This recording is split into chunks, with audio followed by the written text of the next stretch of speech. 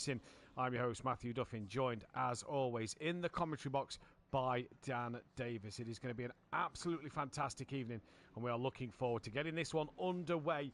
Dan, good evening. Welcome back to the box. Obviously, you was here last night. How's the throat, first of all? And second of all, are we looking forward to this race tonight? Because this is going to be special, I reckon. Yeah, good evening all once again. Second night in a row. So the throat is definitely getting a good workout, let's just put it that way. It is well rested, so mainly tonight, Matt, you'll be doing a lot of the work anyway. But a stacked Pro-Am season we have.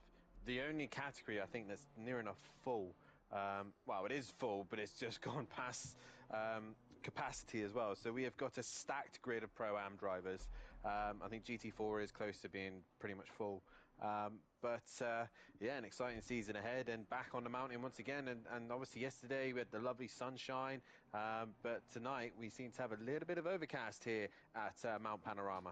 Yeah, it does seem to be a little cloudier tonight, and this is going to provide some entertaining racing because them temperatures just going to drop that little cooler. They're not going to get as warm. And after a fantastic night of GT4 action, it's going to be interesting to see what these Pro-Ams can do. And like you say, Dan, a full grid, if we was to run every single car, if there was available, it would be 34 or 35 drivers on the grid. It is absolutely stacked this season. And there is some new faces, some returning faces, some great talent. Robert Smith, you'll remember from last season, was teamed up with Diz. He is now the latest driver of Forever Forward Racing. Robert Smith, a relatively quick driver. He's going to be the first man on a qualifying lap. Let's bring you an onboard shot of him. Now, one thing I want to mention, Dan, is Forever Forward have a history of drivers. Back in the Project Corsa 2 days and one in our very first season of ACC, of Argent and the team getting a second driver that wins the Drivers' Championship the same year they win the Constructors' Championship. This guy has got to be up there for this title shot because he's a quick driver. And being with Argent, who's a very stable and capable teammate, will push him a little bit as well. Robert Smith has to be looking at him thinking, well, Fury did it, Rabbit Joe did it, Holty did it, Monkey Boy did it. Can I be that fifth driver to get across the line for Forever Forward Racing? Possibly so, but it's something he doesn't even know, probably. It's something that he doesn't have to worry about. He had a very strong teammate last season with Diz, and probably a very much a learning season from him. But yeah, who knows? It seems to run in the team that it does work out that way, but we'll see how he fares. And there's a lot of drivers here this evening that could really challenge him. We've even got an F1 driver here with us, which is nice to see. But yeah, we'll see how he gets on. And like I said, he's looking good in practice. He was top of the session, but Dennis Hansen's been putting in some time in, a good friend of Michael Eckholt, who last season in Pro was just phenomenal, very fast driver, and obviously sadly no Michael Eckholt this season, but probably a little bit of training for Dennis Hansen by him, so we'll see how he gets on. And he's brought a teammate with him as well, hasn't he? Casper Ollin, the teammate of his choice for this season. New driver, a lot of new names that you're seeing on that list. You may see some familiar names like Monkey Boy instead of Andrew Taylor being down there this time. But it's an interesting track. Your track pick, as we discovered last night, was Bathurst. So it's going to be an interesting one to start the season. The bonus stand for drivers was just seeing Robert Smith come towards the end of his first flying lap, down in towards the chase now.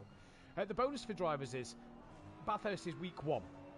You get it out the way early because it's a love-hate circuit. Some love it, some hate it. You get it out the way early, especially in these GT3 cars. You've got a drop score, so if you've had a terrible night, the worst track could be out the way with your drop score.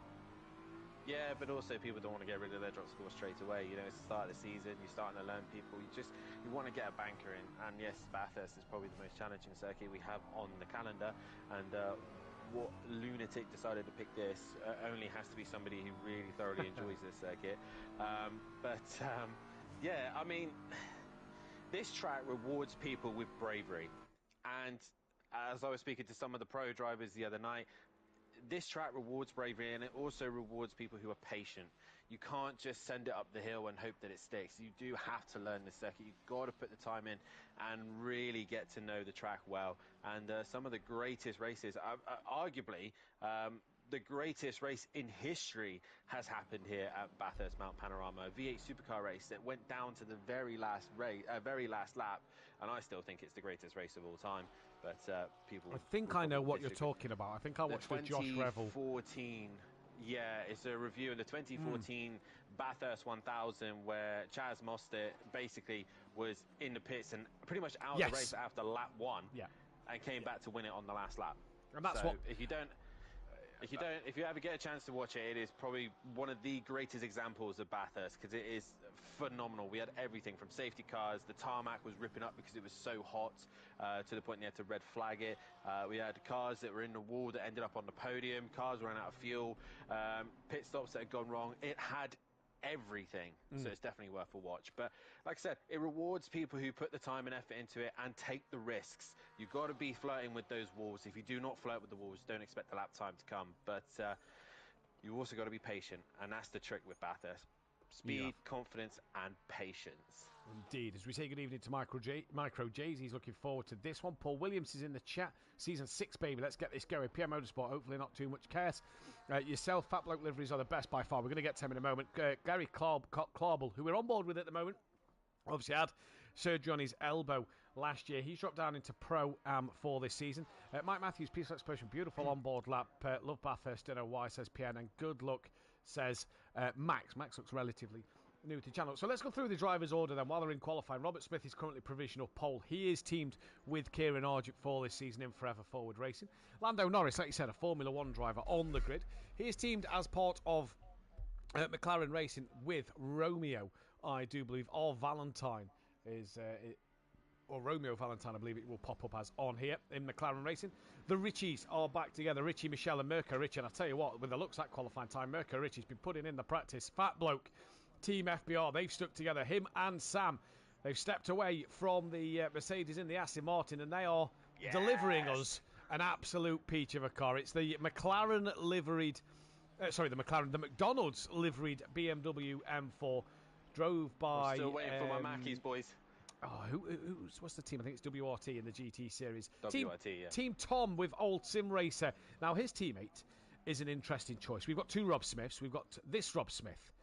He's got in the Ferrari 488, Dan, not the new 296. That's an interesting car choice.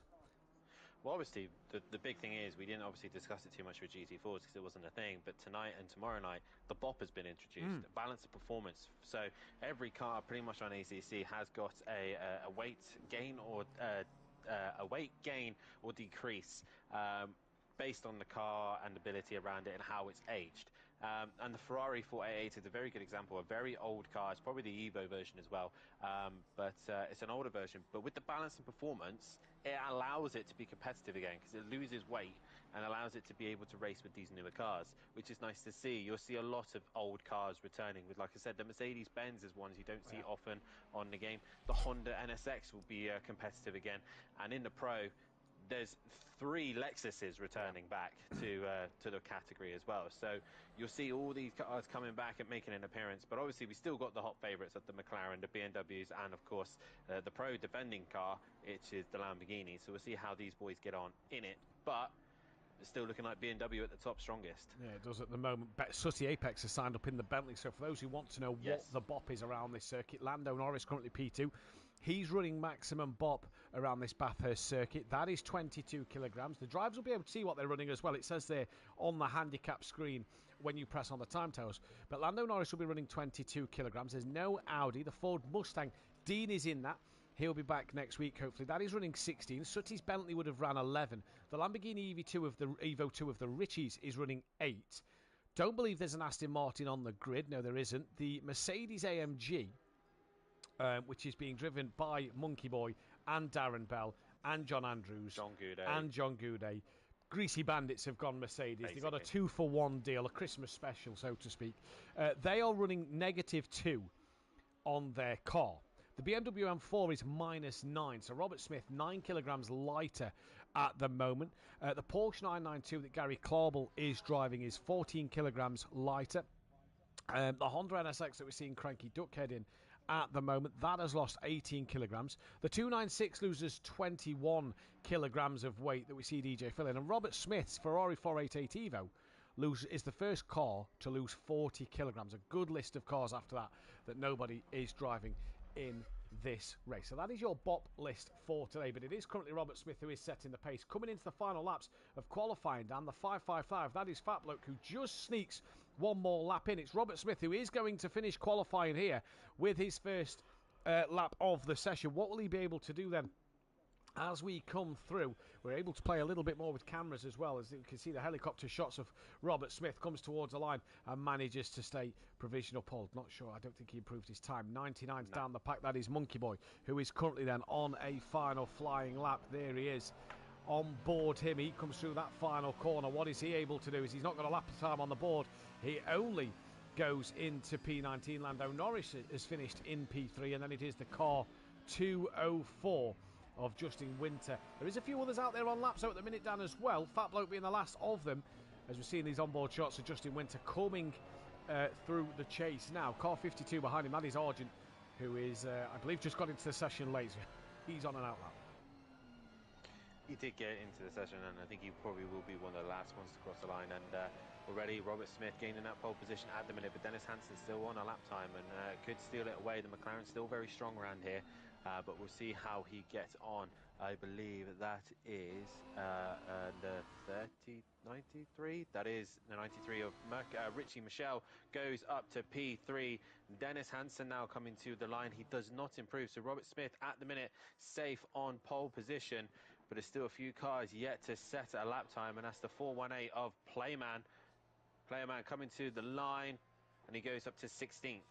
An improvement there. So it's just it's Fat Bloke who's on a lap with the red Ferrari of, I'm still learning my names myself.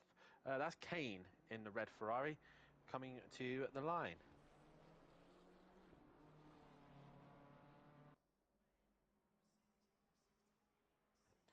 As I think we've lost Matt there for a second. Fat Bloke enters the pits. Apologies, just been speaking with my mic on mute.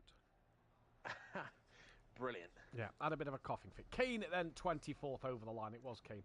But yeah, we'll give a run through of who is who on the grid. But it is Robert Smith, Daniel, who gets that first pole position of the season and starts the season in the on the right foot. Yep. And obviously, you know yourself from last night from the GT4's pole position is the best place to start here at Bathurst. Staying out of the trouble, staying out of any incidences or crashes, and he's on the front row, and he's got Dennis Hansen right with him now, as the cars now get themselves set up and ready to go. 26 cars tonight, and for the first race, and it's gone the way of BMW to start the season off on pole position here at Bathurst. It has indeed, and what a way for them to start. Is Paul Williams is down in 15th. I'm just importing all the data now, and hopefully everybody's got a similar name as normal, because I know a few people have changed. No, Steve Beck, that's why I can't find Astron Borovex. It's Steve Beck. For this season, Fat Bloke did qualify 9th. Sam was, where's Sam? Because I didn't see him actually have a good qualifying. Can't actually see him on that list at all now, in fact. Sam? Fifth. Sam. He is 5th, you're right. R. Smith, that is the new R. Smith of Team Tom. He's 21st. Old Sim Racer was up in the top 10. Good qualifying for a newbie. Kieran Argent down in 26th. We know R. Smith on pole. No. Francisco, that is Gomez. Monkey Boy 20th in his Greasy Bandits debut. Justin Winter 14th. John Gooday only 13th place for him. Darren Bell, he was 19th place. Dean is not here. John Andrews up in 18th. That's not a bad lap from him. Romeo, where was Romeo up this order? Because apparently the volume is quite low. On the game volume or us? Do we know? I'm assuming us. Micro J said it in the chat. I'm going to turn the game volume up, and I'll also turn us up there as well, and hopefully that's a better J for you all. Romeo, I can't even see. Valentine's. Romeo, in fact, I've not even seen him in the lobby all night, so no, he's not in the session. Dennis Hansen, we know he's 2nd. Jackal's probably going to come in later. No Yoshi tonight. Luke Saunders, he is 25th. There's no Graham. Cranky Duckhead, we know to look out for the Honda. He managed to qualify down in 23rd. Gary Clauble, he was 8th. Lando Norris was 4th at the end of that session. Not a bad qualifier for him. No Leon Fernie. Olin, one of the new drivers, was P12. Kane down in 24th, and Playerman 16th place then. So that is everybody sorted in this first qualifying session as we get into this first race. Obviously, all points up for grabs this week. Maximum points, 2 poles, 2 fastest laps. 2 race wins up for grabs. It's the only week we'll have. We're going to that reverse grid next week of championship order. So let's give you a quick run through of who is in the lobby and who is here tonight. So as we said, Robert Smith is your man we're currently watching on pole position from Dennis Hansen in Team Danetrain. Richie Michelle for Richie Corsa. Lando Norris for McLaren Racing. Sam in the McDonald's liveried Team FBR. Beck's Steve Beck is in... Where is he actually? He's just fell behind Mirko Ritchie. He's P7. Not sure what's happening. Mirko Ritchie P7. I believe them two have swapped around by the time they've gone through Sector 1. So Mirko Ritchie's behind Beck. Gary Clarwell is in the Porsche. He's an independent Fat Bloke Team FBR. He is P9. Old Sim Racer in for Team Tom. Brian Craig Team Merlot. Casper Ollin Team Danetrain with John Gooday running the Road Runner Bandits livery named this season in honour of his friend who sadly passed away over the off-season. Road Runner Bandits was the former name of Greasy Bandits when him and his friend set the team up, so he's running the Road Runner name in honour of his friend, who I believe's username was Maverick. So nice touch from John and the team there. Greasy Bandits Racing falls the way then of Justin Winter. Paul Williams, Stage 2 Motorsport. Playerman is a solo driver. He's independent. Mark Tucker in Team Merlot with John Andrews in Greasy Bandits Junior. Darren Bell teaming with John Gooday for the Roadrunner Bandits. Monkey Boy teaming with Justin Winter for Greasy Bandits Racing. Rob Smith is in Team Tom with DJ Phil in the Speedy Gonzalez Motorsport. Shane not here tonight to back him up, having some wheel issues. Cranky Duckhead is 23rd in his Honda as an independent. Kane independent in the Ferrari. Luke Saunders independent in the BMW, and Argent rounds out the grid. Forever Forward Racing. Dan, race winner, who you putting your money on here? You got to look at the pole man. Obviously last night pole position was king, and I think it's still king around here, so it's either going to be the one or the two on the front row. I'm going to go the way of Robert Smith on this one. I'm going to go a shout to Richie Michelle. Fancy him in this, even from third place on the grid. Good evening to Skunky in the chat, who says stay away from the walls. PM Motorsport wants some Mackies now he's seen the liveries. Sparking Gamer, hi all, green, let's go racing at Bathurst. Stream volume very quiet, or is it just me? We've sorted that one hopefully. Now PM Motorsport, gotta be Kane. Tips is also in there, Gary Clarwell and Old Sim Racer. Good luck to them. Skunky, I had a race here last night. This dirty mate just couldn't get past me. Yeah, watch that back this morning actually, yeah. He couldn't find a way past you at all. Naval Gomez in the chat. Good night, good race to all. Next race I will be there.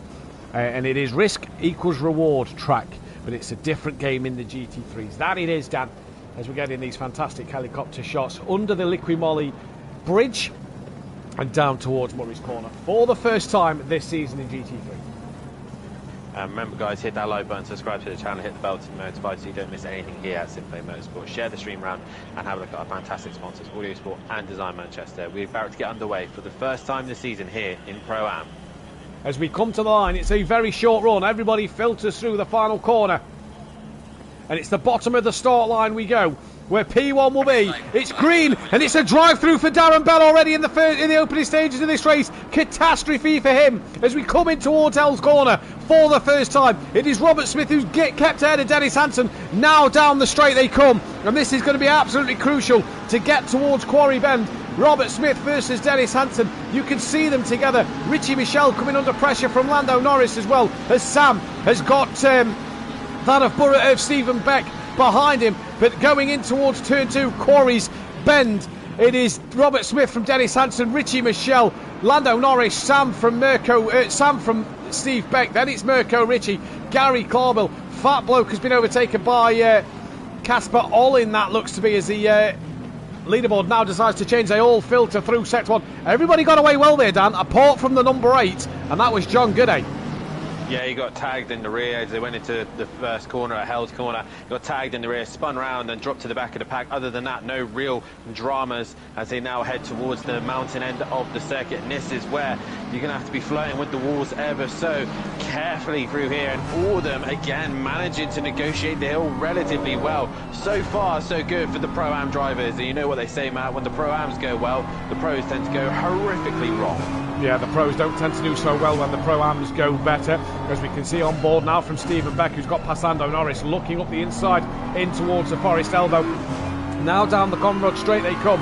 And to tell you what, Lando Norris had a problem up the mountain at some stage because he has had an awful run. He's dropped down a couple of places. Now here comes Mirko Ricci, who's going to try and get past him down the straight here. And it is Sam on with Mirko, who looks a different driver in this Lamborghini. Looks like Lando Norris has got a bit of damage. Tries to cover off, understeered a little wide through the bend. Now into the chase. Mirko taps Lando up the rear, and into the grass goes Lando Norris. And that one may be looking at the stewards for a push to pass there, and that has cost Lando Norris a couple more places. One thing to mention as well, Dan, we don't see the pit window in GT4s. The pit window is shorter this year. It's only the 10 minutes, not 20. Yeah, and Darren Bell straight away into pit lane to serve his drive-through. The lucky thing for him is quite a short pit lane here at Bathurst Mount Panorama, and it's easy to try and gain some time back with the chaos of the hill. The same team, the same stable. Justin Winter has just tapped. No, it's not. Sorry, apologies. Got confused with the colours. Justin Winter and Brian Cage, though, made bit of collision. They've kept going at Hell's Corner. And to go back to your question, your thing about the drive-through, it is 18 seconds you lose for a drive-through penalty. It is indeed, as they head up towards the hill. Dennis Hansen, Robert Smith and Richie Michelle just now eking away from Sam, who's become a little bit of a roadblock for the rest of the cars. Oh, I say that, it's just Steve Beck. It's actually Mirko Ricci just leading this group ahead. But Carball, I believe he had a broken I think something to do with his elbow, yeah. Yeah, he broke his elbow, but he's back racing here, and he's up in the top 10. Old Sim Racer doing a little bit better here tonight than he did in the GT4s, but obviously GT4's got a packed grid, and Lando Norris is now the Jarno Trulli, there's another F1 quote for you there, of the pack. And with Johnny Trainer, there's contact, Fat Boat's hit him. Fat Bloke has hit him, and he's coming to Justin Winter. He's coming to Justin Winter. How Winter has kept that one bouncing out the wall and going, I do not know. But Fat Bloke, everyone avoided them was brilliant as well. It was absolutely fantastic. But Fat Bloke there already with damage to his car, and the pit window doesn't open, I do believe, for another, is it minute? I think it's 15 and a half minutes the pit window opens. So we'll wait and see. But yeah, Fat Bloke at the moment, not the start of the race he would have wanted. That is Argent, who's stuck in some traffic here further down the pack. Look, down in 22nd. You can see the traffic he's in. He's got Kane and John Goody with him. He's right on the back of DJ Phil, so DJ Phil's going to try and do something about this. Playerman's having a look on Brian Craig as well, and just behind John Andrews having a better show in GT3s than he did GT4s as well. Has got Paul Williams right behind him. He goes defensive in towards the chase, and Paul Williams hangs on to that, and may even invite Monkey Boy to the inside of Williams. No, he does not, as Tucker going around the outside of Luke Saunders gets a poor run. What about Rob Smith in the Ferrari 488? He's up to 18th place ahead of Fat Bloke, and down towards Murray's Corner they come for the second time of asking. That is Luke Saunders wide, though, and into the wall a little bit. He is into the wall, clipping it, as myself and you got into that wall multiple times back in the Project Cars days. I remember giving you a tap in the Audi in that wall, and you giving me a tap in the wall as well. So, so last time me and you raced on Bathurst. Dennis Hansen now starting to bring the gap down. Whoa! Sam, round he goes, coming up towards the double left-hander, which I believe is called the cutting, and he has just stacked the rear, and now has got to do a three-point turn. He's been clipped. Oh, it's chaos. It's absolute chaos. He's returned to the pits. That is probably one of the safest things to do. Absolute chaos up at the cutting, and Sam couldn't go anywhere. He's had to return to the pit lane. That is probably for the best, and drama for other drivers already, Dan. Yeah, when the mountain bites, it bites hard. Oh, there's another one. Already bit. Who's that in front of Lando Norris? That is Casper Ollin. Oh, he's stationary. Oh, no, he's been clipped on the apex of the corner. I can't keep up. I can't keep up with going on. Oh, he's got going, but he's right on the apex of the corner. Oh, he's returned to pit lane. Oh, heart in mouth. Who is the 105? The 105 is the car that clipped him, I do believe. That is Rob Smith. He has got a bit of front-end damage. It was only a small clip, but that's two cars that's ended up having to pit because of this track. And now we're seeing Old Sim Racer on the back of Gary Clarble, but already, Dan, showing you why the mountain bites you in. You don't want to be bitten. No, you don't, because then it just gets worse and worse after that. I know from experience, this bit me a few times, but that's the experience of racing around here. Again, Dennis Hansen still eking away bit by bit to the gap of Robert Smith. Robert Smith hasn't quite got it easy, while Richie Michelle is just in behind. I don't think this Lamborghini is going to be overly strong here. It's not very good in a straight line, so he's going to struggle to stick with the two in front. But nonetheless, the two Lamborghini drivers doing well with a third and a fourth at the minute. And then you've got the great fight between Old Sim Racer and Clarball going at it at the minute. They're going side by side up the hill. The Porsche with the bopping produced should help it in a straight line now. It should help it in a straight line. As we're seeing these shots coming up towards turn 2, and yeah, there you see it definitely does help it in a straight line. Sim Racer just a little wide, he's going to lose all time there. A few drivers in the pits. Justin Winter is in, Fat Bloke is in, Mark Tucker, John Gooday, Paul Williams, Luke Saunders, DJ Phil, Casper Olin obviously in from his pit stop. Was it Sam who pitted earlier? It was. He's back. Oh no, he is also still stationary in the pit lane. They'll obviously have to keep going, otherwise possibly face a penalty in the race. I'll tell you, another queue of cars though.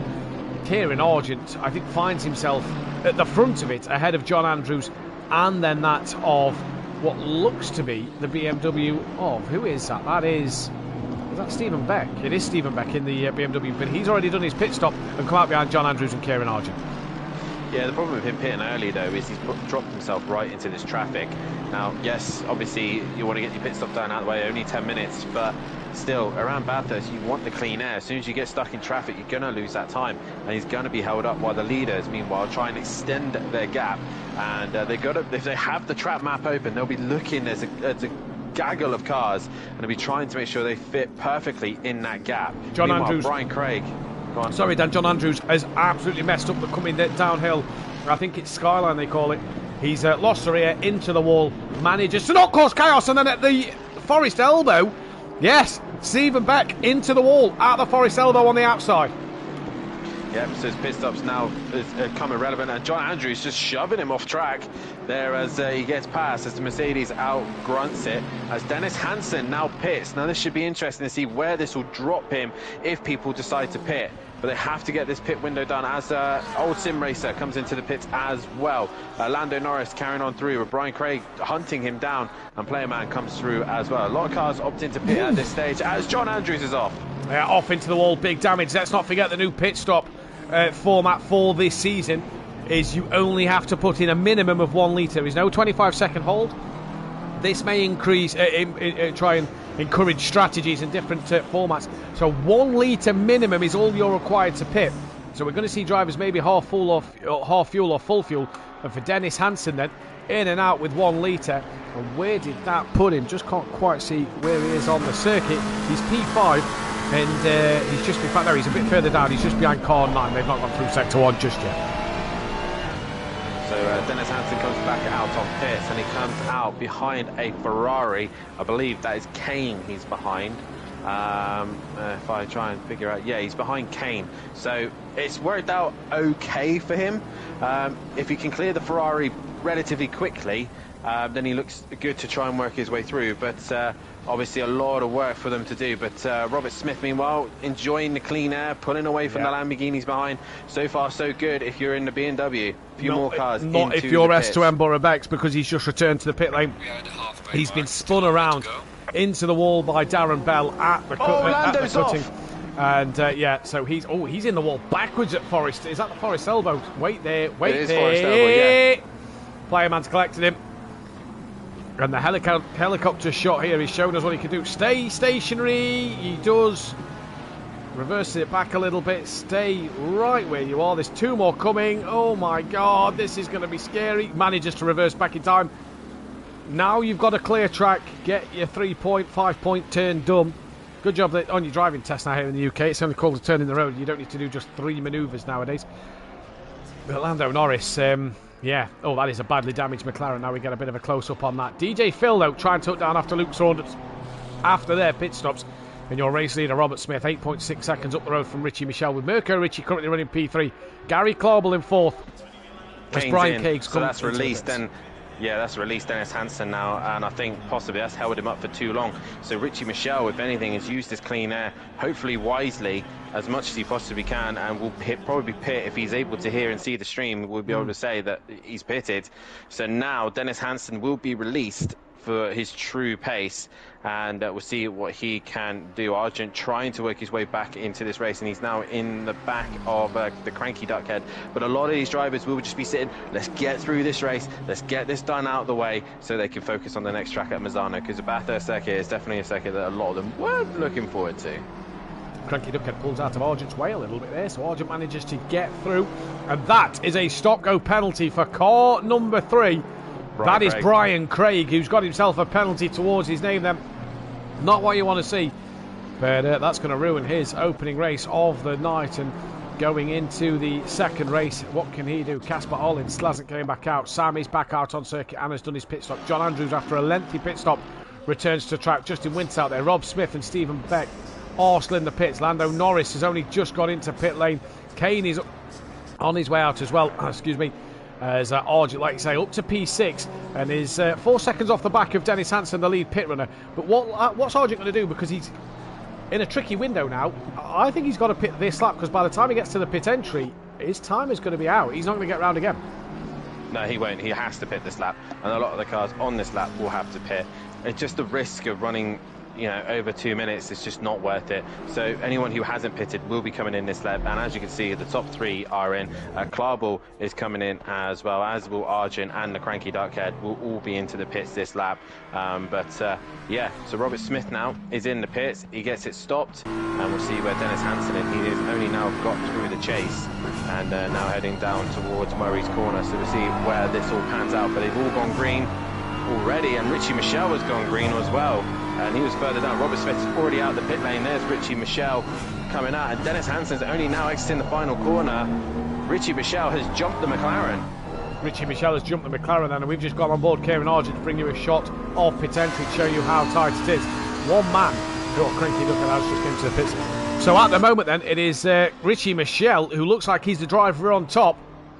In terms of the strategy call, Mirko Ritchie's just come out of the pits, as does Gary Clarball now, so Dennis Hansen will go back up to third. Argent comes out. Old Sim Racer has gone through. In fact, he's got past that of Gary Clarball. So he is also ahead there. And Brian Craig back in for his stop-go penalty. Argent, I tell you what, say he qualified down at the back of the grid. Where's he going to return here? Because Playerman is only just coming down the start straight. Argent is now off his limiter. Argent from 26th, 25th on the grid could be in this fight here with Playerman and Monkey Boy. He is indeed, and he has a good exit. He needs to. The thing he'll be happy about is there's a Porsche behind him, so in the straight line, the Porsche may not be able to out-drag the BMW, and Playman's got damage to his car. So at the minute, the Porsche just has to sit behind, and Kieran Argent gets the job done. Does get the job done, and Monkey Boy will know all about Kieran Argent and see them two returning. Great for the older SimPlay generation drivers. Kieran Argent's gone very, very wide up through the cutting, and that's not where you want to be, but manages to stay ahead of Playerman. That is the crucial thing. They've got Fat Bloke sat a second behind them. Monkey Boy gets a little out of shape there, coming up through Reed Park and up towards Sullivan Park now at the top of the mountain, the highest point of the circuit. And this is an interesting part of the track, because it really now starts to tighten as Monkey Boy got right on the back. I think Playerman clipped the wall down. He looks like he's got a bit more front end damage than he did a moment ago. I think he's clipped the wall up the top of the mountain somewhere. Monkey Boy got very close. He's brought Fat Bloke with him as well. And yeah, Playerman just struggling with that really Porsche, snaking on the brakes downhill, and that is a really tricky section of circuit to brake. And also, they've been the Porsche as well. The engine is in the rear, so the rear will be a lot lighter. Well, I say lighter, it'll be a lot more lighter in general, where the car will just lift and move around because the engine's in the rear, and in braking it's very tricky. But he's got the Mercedes and the BMW breathing down his neck. Porsche struggles in a straight line, but he manages to stay ahead of Monkey Boy and Fat Bloke. Monkey Boy's going to send it up the inside though into the chase, but he clips the curb a little bit too hard, and around he goes, and Fat Bloke may have given him a slight tap, who knows. But either way, Monkey Boy drops down the order after a good return to the Pro-Am category, and he's dropped further back. He's now dropped behind Luke Saunders. He has dropped behind Luke Saunders. This is looking back from Playerman. Here we can see coming down the start straight on the brakes, you've got that Fat Bloke McDonald's livery BMW M4 really gaining under the brakes, and that Porsche just getting a bit of better traction out of Hell's Corner there then. Playerman holds that middle of the road sort of line down, and that's bonus for Playerman at the moment, because that line isn't necessarily a bad one, is it, down this first straight? It's wide enough for two of you, but you parked in the middle, and you're not really allowing the other car to get a look through. Well, you've got to really, like, the other car's got to really be brave on either side. They've got to send up the inside and be confident on the brakes, and probably run wide or go around the outside onto the marbles. And at the minute, Fat Bloke just does not have that confidence around here. So Fat Bloke going up the mountain, he's going to try and wait possibly for an opportunity to arise, and he's probably going to look down the main straight and try and out-drag the Porsche, because a lot of the time you just want to stick to the car in front as best you possibly can and then nail the forest elbow. And if you could do that, then you're set up ready for go down the Comrade straight down towards the chasers. Oh, Fat Bloke has a snap there. He had a bit of a snap coming down then. The mountain once again. We've got where is the race leader? He's already through turns one, so I think there's going to be this and another lap left to go in this race. He's got a good 11-second lead, and the fastest lap does Robert Smith, so pretty much a clean sweep here in race one.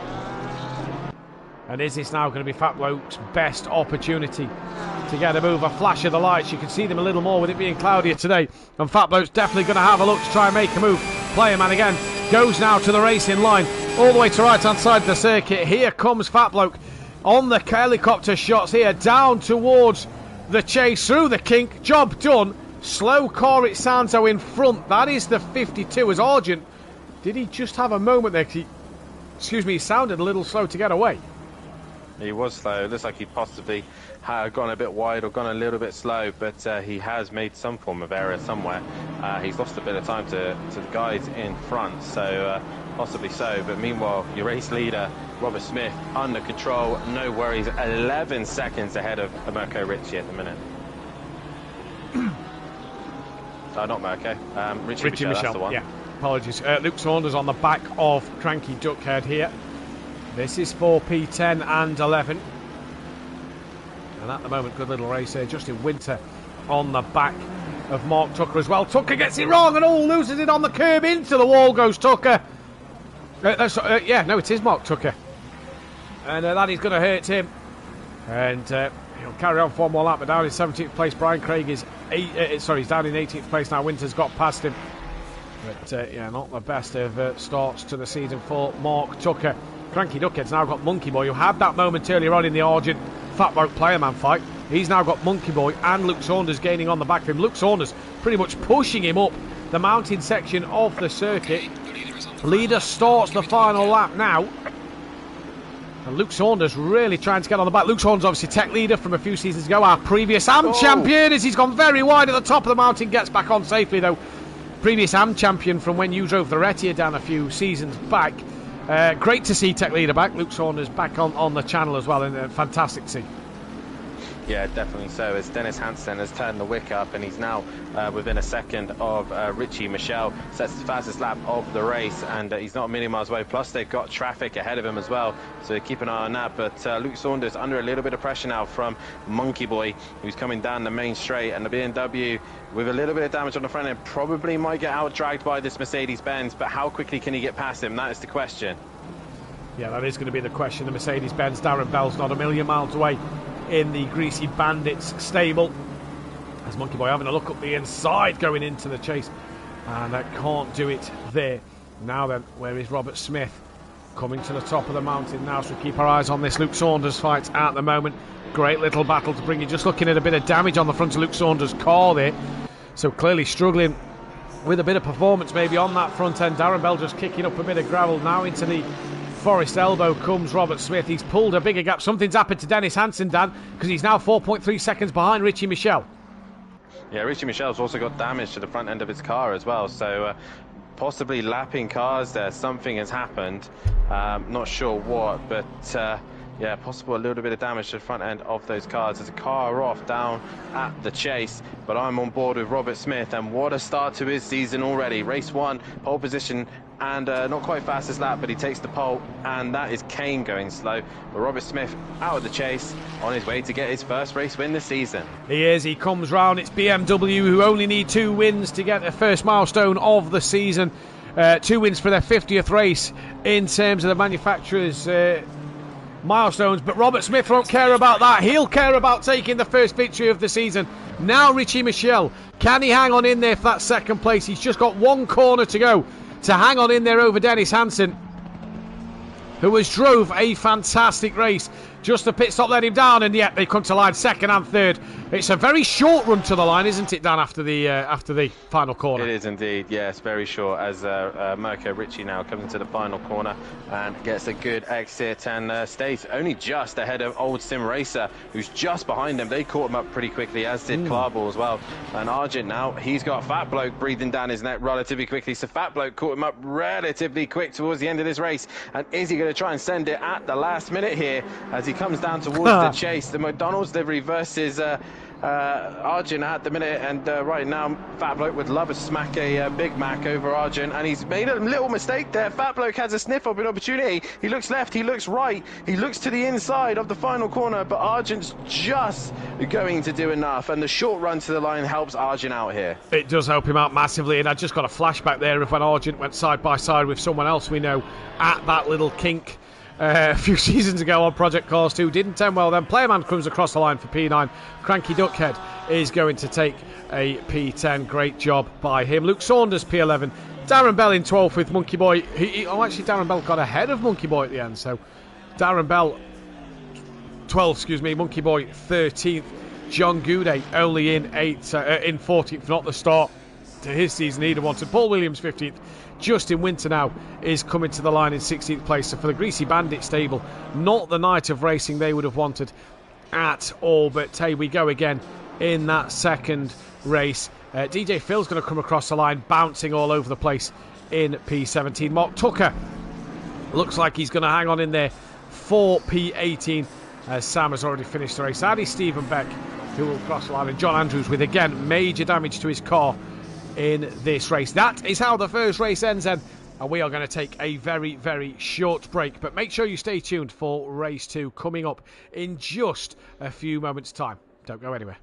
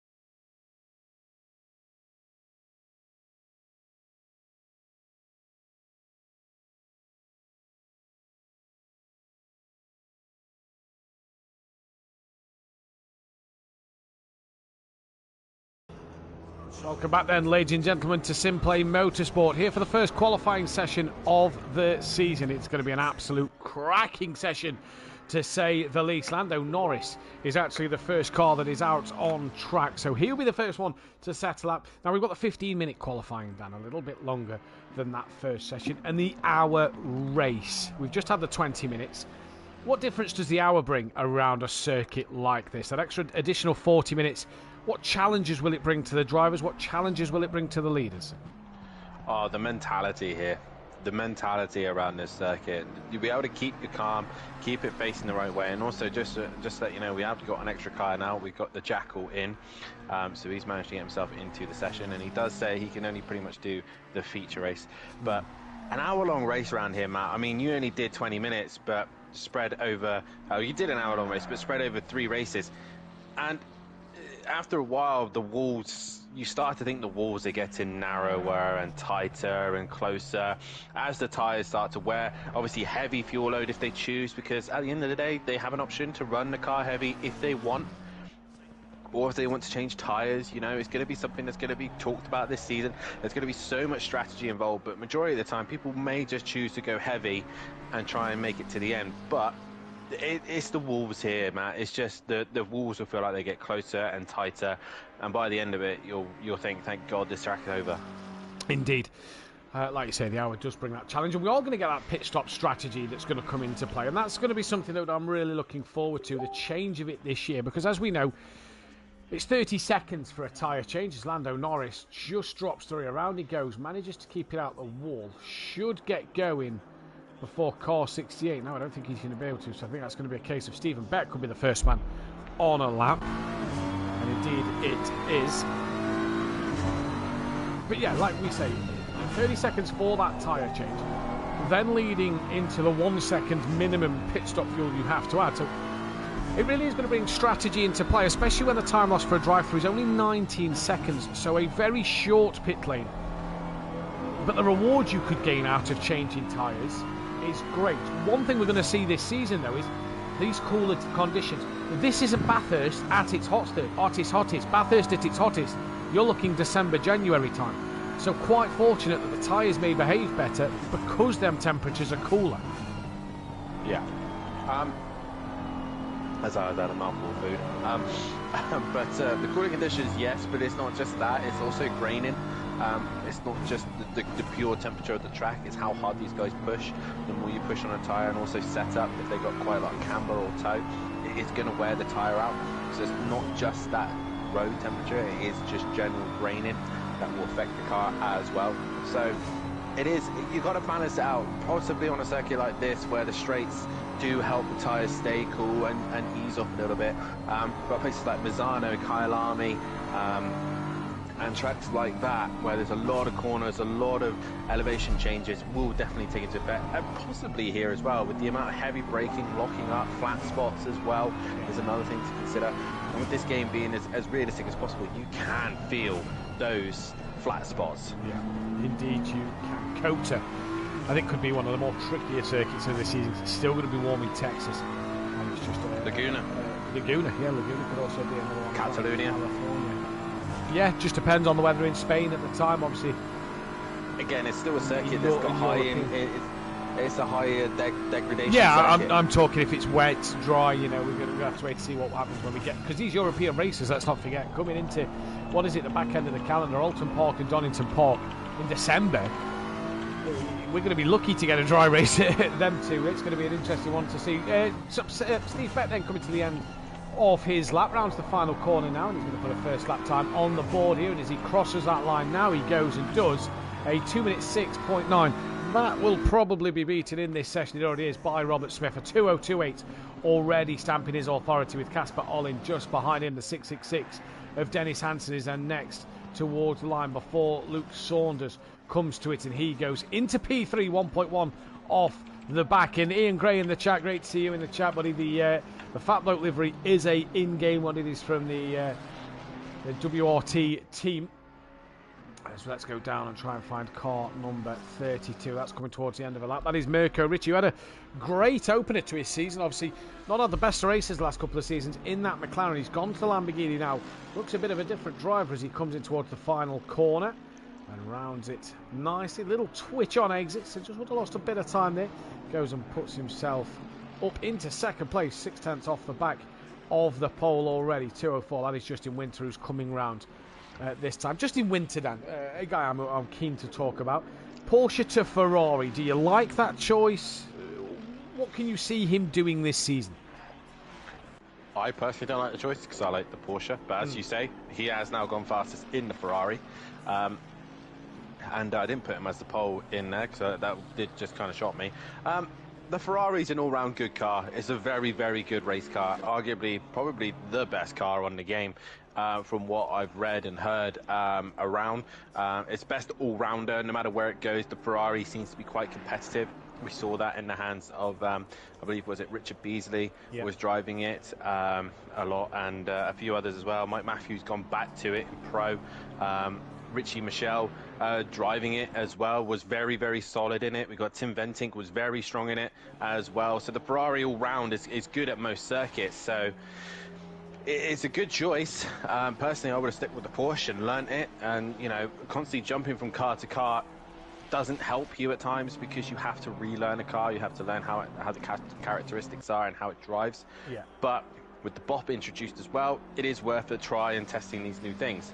For example, I've been used to mid-engine cars and changed for this season, which you'll see tomorrow night what I've gone to. Yeah, it's sometimes it is good to try something new, but sometimes it's better to stick to what you know and just improve and develop on that if you really want a serious chance in the championship. Another man who had a change is Paul Williams. He's gone from McLaren to Lamborghini. Let's see what he can do this year. We know that the McLaren's a pretty good car. He puts it up to 15th place on the grid as Cranky Duckhead. Saw his name move there, but hasn't changed on that list. Mirko Ricci then going from the McLaren to the Lamborghini. Looks like he's about to start a flying lap. Wasn't on a quick one towards the end. Car 9 is now coming towards the end. That is Kane before the 2:04. Excuse me. That is Justin Winter, who I think has just had the yellow flag near his name. I'm not too sure. Let's see what he does coming into the final corner. Argent's in the pits, down in 10th. He sent me a text message in between the races. The last 2 laps he had to run fuel map 8. He was almost out of fuel, so had to fuel save. As Justin Winter actually improves his time and goes over a 10th and a half quicker now, so clearly putting some good laps on the board. Brian Craig to the line, no improvement. The 5.55 of Fat Bloke coming to. I like this move from Fat Bloke, out the Mercedes into the BMW, and he seems a bit quicker with it. Yeah, he does, and he does seem a lot quicker with it, and with the McDonald's livery as well, is definitely making him a little bit faster, knowing he's got fast food on the way. Yeah, the BMW is another all-round solid car. Probably not the best in high-speed circuits, probably a little bit too boxy, but nonetheless a very solid race car. If it was me and if I was telling people when they joined ACC or if they were new to the game, then I would tend to say go with either the Aston Martin, the BMW, or even the Ferrari if they've got the DLC for it, and test those cars to start off with, because for me those are the 3 solid race cars that you can actually learn the game and develop from. Robert Smith puts it back onto the front row of the grid. In fact, it's pole position as Dennis Hansen now goes within 35 thousandths of a second there. Then car 53 is the next car on a valid lap. That would be DJ Phil, who's coming towards the line before the 180 of Paul Williams. DJ Phil currently 5.7 off the back. He needs a whole second to get himself ahead of Kane. Comes to the line, no improvement there for DJ. What about Paul Williams now then? 3.5 seconds off the pole time, half a second to get above Brian Craig. Does even better, goes up above John Gooday as well. Car 99, that is Monkey Boy to the line. He stays P12. Car 9 on its next flyer, that is Kane. Jack Ullin still stationary in the pits. Hopefully he gets out for a qualifying lap. We'll still be able to get one run in at the moment, and that looked like a Teletubby in the background, but it's one of the Mercedes-Benz with its green antenna on the top. There it is again with its auxiliary lights around the antenna, and that, I believe, is John Andrews, who comes around the final corner and didn't set another lap. What car is that? That is 400 and something. So 418, I'm assuming, of Playerman, it is indeed. Comes around the final corner, down towards the start line. Any improvement on where he is? Yeah, moves up one place to P18. Fat bloke, currently running in the top 6. What can he do? Can he break into that top 5? No, yes, he can. He is absolutely loving it at the moment in this BMW. And yes, that was a McDonald's reference. Come on. Dennis Hansen also on another lap at the minute. He's heading up the mountain, but I'm now currently looking at Casper Olin, who's coming down towards the chase. Probably the next car that can really threat the top. And like I said, probably some guidance from Eckholt for these two. And well, I hope so, because we do miss Eckholt. Hopefully he can make a return. But down towards the final corner. And is he going to improve? He's just got the BMW just in front of him, of Beck just in front, and Casper no improvement there as Robert Smith returns back to the pits. The 53 or 52? No, the 53 now coming into the final sector, which is DJ Phil moving from Lambo to Ferrari as well. Staying Italian though. Staying Italian and partnering with Shane, who was with us a few seasons ago. And we wondered why Shane had left the pro category, and we got him back this season and heard that he'd had 2 strokes at the back end of last year and beginning of this year, and has had some time recovering before coming back. So we saw him last night in the GT4s. Great to have Shane back out there. Great that he's back and feeling well and good enough to race as well. So great to see him back out on the circuit as Dennis Hansen's coming to the final corner now. This is an outlap, I do believe. His dot is still blue. Easy to get his final corner on. It's a very close barrier as it kind of gets tighter to the circuit the further down the straight you go, and Dennis Hansen will go on his way. Now, I cannot make out the 2 numbers at the chase at the moment. They are a bit too blurred out. The 99 is around him. That is Monkey Boy, who's on an invalid lap. And I believe whoever was on a valid lap is now invalid. It was core 3. That was also Luke Saunders there as well. Luke Saunders now in the final corner. He's not on a valid lap, I don't think so. It's the 418 that's next to come to the line. That is Playerman, and in his Porsche. And then it's going to be John Goudet in the number 4 Lando Norris in the number 4 McLaren. Speaking of John Goudet, where he's currently on the board at the minute? 17th at the moment. So down the order, really. Yeah, he's back in his Mercedes, so somewhere where he feels a little bit more comfortable. But here comes Lando, and he goes to the line, not a pole position for him. He will stay 9th at the minute. And then it is the 1-2-3, I believe, is there next? Which Casper Olin. 1-3-3. Who is next towards the line, down towards Murray's for the penultimate time. He'll get one more running, provided he's got the fuel in this session. In fact, he might be able to squeeze 2 more laps out of this. Stays P5 to 53 of DJ Phil is already on the way back around the circuit. Mark Tucker yet to put a valid lap in, and the Jackal is going to start 27th on the grid here in this second race of the season. But great to see the Jackal back. He's left the BMW and gone to the Porsche as well, so another driver who's changed what he's driving. And DJ Phil bails, goes to the pit lanes with his now car 204 of Justin Paul Winter. Williams. What's happened? It was just coming to the end of his lap and just got a little bit too trigger happy on the exit of the corner and dropped it, and in the wall he went. Justin Winter though to the line, 3/10 off. Has he found any more time? No, he hasn't. Now, who's next to come to the line? Richie Michelle is down further on the circuit. There is Dennis Hansen now coming into the final corner. What can he do? He needs to find a 10th and a bit. He comes to the line and no improvement. No improvement. It's Kane next to the line now, as he's going to come around the final corner. Next car on a valid lap is car 3. That is Brian Craig, who will be the next man on a valid lap. Here comes Kane, stays 23rd at the moment. What can Brian Craig do? Only needs a 10th to jump ahead of John Goudet, up another position into 17th place. And it's the 418 who's a little further up the pack. That Brian Craig jumps more than John Goudet. He jumps Paul Williams and Stephen Beck as well. So a couple of cars there for his troubles, and then the 418 of Playerman now rounds the final corner before the car number 4 of Lando Norris. Playerman stays where he is. Lando Norris needs half a second to get ahead of Mirko Ricci. Can he move up the order once again? All these drivers are going to start their last laps, I believe. The 181 of Gary Klobel, as Lando Norris does move up a position. Gary Klobel may just get one more lap in. Who's the 31? That is Cranky Duckhead. Klobel though bouncing all over the curb, and I think it's going to be very tight if he does get another lap. 10 seconds. into the final corner. He needs to nail the final corner just to make sure he gets on a lap, and that's not going to help. He goes round and faces the wrong way, so he will not get that lap time on the board or get another lap in. It's then the 2:04. Justin Winter, the first of the runners coming down the back straight of the Conrod straight, down towards the chase. Very, very fast part of the circuit, and up towards the chicane of the chase through the curb. You want to avoid touching both curbs because they will upset the car, and then head towards Murray's. And again, most of the curbs here are absolutely lethal, and you can't really run them. Robert Smith, though, on provisional pole at this minute. Is he going to hang on to it? Yes, by the skin of his teeth. Dennis Hansen had gone into the pit lane at the end of that lap. He'd messed up his lap, and by the skin of his teeth, Robert Smith, well, Kieran Argent's not going to be setting another lap. He's just bounced off the wall coming out of Forest Elbow, and he was Gary Clauble in the chat was 5 tenths up and ran out of fuel at the very end. Here comes Brian Craig then, so only 1, 2, 3, 4, 5 cars on lap. Car 93's on an invalid one, so just taking track time at the moment.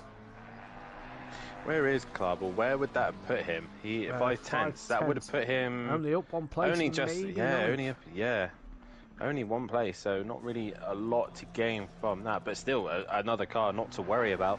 I think we've got the car coming up. That's the 23 of Tucker, who's they have to change in their colours this season. They seem to be struggling a little bit, the Team Murloc boys. Yeah, hopefully they come back to good form. They found a lot of form towards the end of the season. Here he comes up into 24th. So just find a bit of pace. What can Lando Norris do? Can he find a couple of hundreds to get himself ahead of Sam and move him up to P6? Yes, he can. Then it is the Richie at the end. He's not going to improve. John Gooday then. Does improve. He does improve, but doesn't go up a place. He finishes only 2 tenths away, yeah. I saw the dot was blue, so didn't think he was on a lap. John Gooday to the line. He moves up to P12 at the very end. And the next is Cranky Duckhead. What is he going to be able to do in this qualifying session? He's returned to the pits. So it is Robert Smith then, who isn't going to get a clean sweep this evening, but he has taken both pole positions, and that crucially, Dan, is a couple of points to his name in this championship already. Is he not? Dennis Hansen took fastest lap in race 1. Yes. Of course.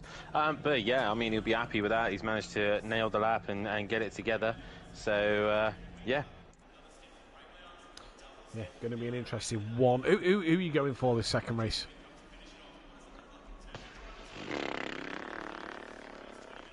Again, I'm going to have to look at Robert Smith, the man on pole. You have to be on pole position at Bathurst. An hour-long race, though, so the patient ones, this is where patience come in. But he looked controlled. He didn't really look like he had any wobbles as such. Yeah, I'm going to go Robert Smith.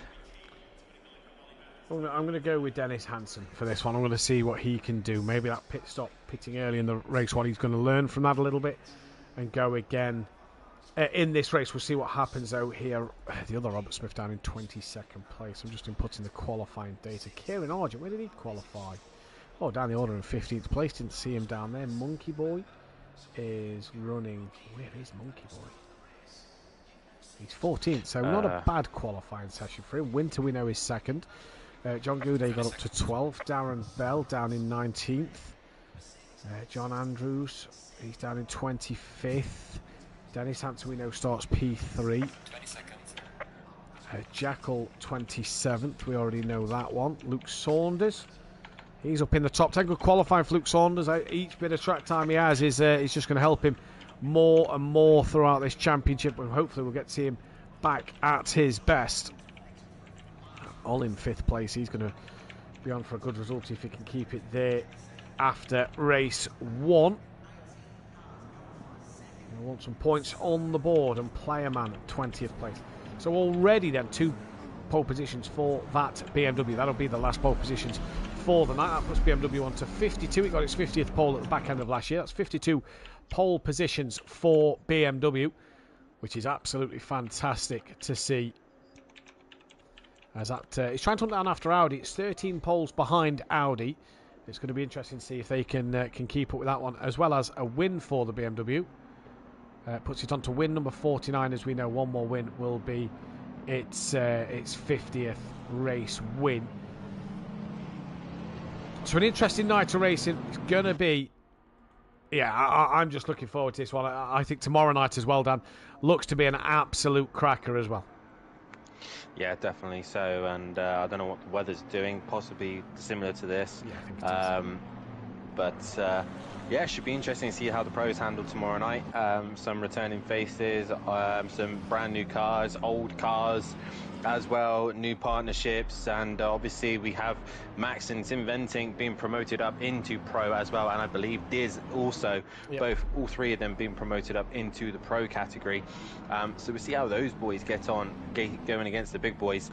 But Max has been there before. He has raced in the pro category back in the Project Cars days. Yeah, we'll see. It's a different ball game here on ACC, but he's got to do it against the quick boys now. With Tim and his teammate, they could be a very strong package, but not seen much of them testing, so we'll see how they get on. But obviously you have Clouden returning, Overtaker will be back as well. Mike Matthews on the grid, myself, Gary 131. I don't know why I always call him Gary 131, I should call him Gary Leach. Daz Automatic, Darren Yo is making a return back to SimPlay Motorsport, joining SimPlay Racing Juniors, or whatever we've called them now. So he's partnered with Gary, so they're back on the grid. I'm trying to think of other drivers off the top of my head. Overtaker, yeah, we'll his car's going to be interesting. He's got an interesting choice. I've gone different. So's Clouden. Ben and Tibbs teaming together. They're going to be an interesting choice. The BSP of the team as well. So yeah, Ben's changed car. Speaking of BSP, yeah, they're in the chat. Good evening to them in the chat as we get ready for race 2. Yeah, it's going to be a lot of good fun tomorrow night. Like I say, some old cars, new cars for drivers, and returning faces, same faces, new faces. But one thing will remain the same, is it is going to be an absolutely fantastic night. Remember to hit that like button if you enjoy watching the streams, and hit the bell to be notified when we are live each week, Tuesday, Wednesday and Thursday. Don't forget to hit the big red subscribe button, as well as in the description, go and check out our fantastic partners on their Facebook pages and websites. Design Manchester, producers of all vinyl graphics, laser engraved gifts, mugs, printed clothing and much more, including SimPlay Motorsport merchandise. Go to their Facebook page down the bottom, as well as check out Audio Sport, manufacturer of VW Transporter, T4 audio solutions and styling products. Head over to www.audiosport.co.uk and check out their Facebook page as well. So let's see what happens in this second race. 3 GT4 races and 1 Pro-Am race done. We're about halfway now through the mountain. Just 2 hours and 20 minutes worth of racing left to go this week before we head to Italy, San Marino area to be more specific, for the Misano race, where you can catch Dan Davis live Tuesday night with all the action from Misano in the GT4s. Myself and Dan will be back from Misano Pro-Am next Wednesday night at 8 p.m. as well. And don't forget, myself tomorrow night with, I believe, PM Motorsport. Phil Rain will be back in the commentary box for the pro category at Bathurst. Then we're around the final corner for the final time this evening, as everybody filters through now. Hopefully, no. Gary Claubel's actually missed the start, Dan. Just noticed. So that's already a disaster in race 2 for him. Down the start line we go. Green and go. And it is a good start. They come down towards Ellis Corner side by side. Justin Winter, is he going to try and hang it around the outside? He is indeed. Gives Robert Smith enough room. Goes all over the curb. Stays side by side. And look at that Ferrari just pulling in front ever so slightly over the BMW of Robert Smith. Down the first main straight they come in towards Quarry Bend.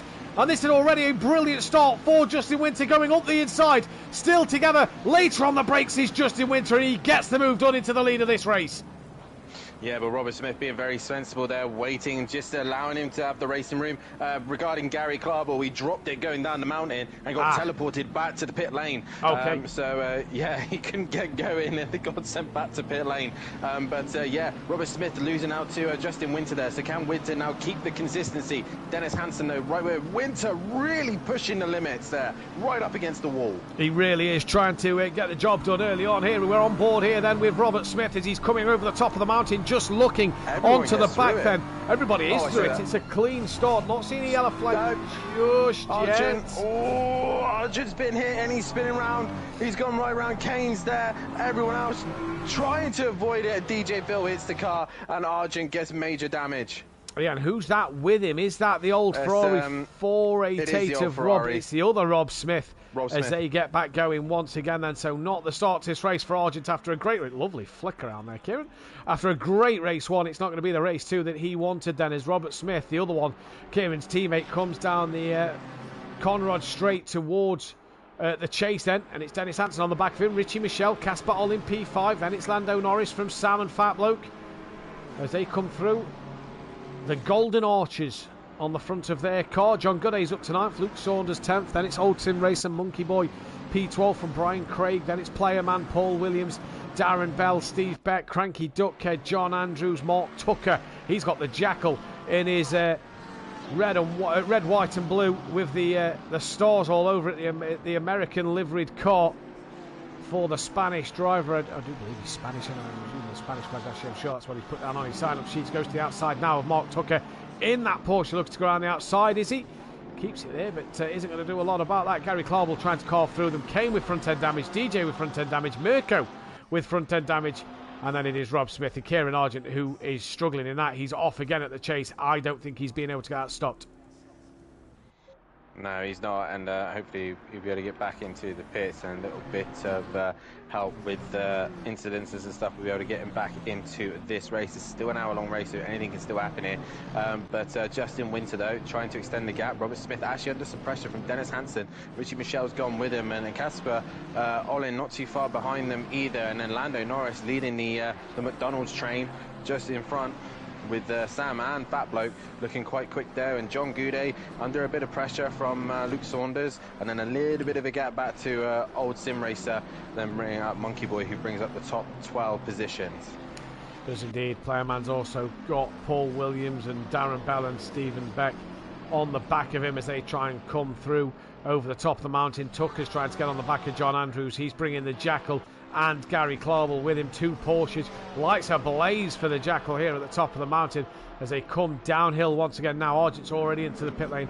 That is his race one pretty much destroyed. He's got to have a big pit stop now. He's got to hope that he has enough fuel to just one stop here with that 10-minute pit window in the middle of the race. So time to come back, but you just feel that that's his race done though. But your race leaders as Jackal, I thought was having a look there. I think it was Motuki getting it wrong than Jackal having a look.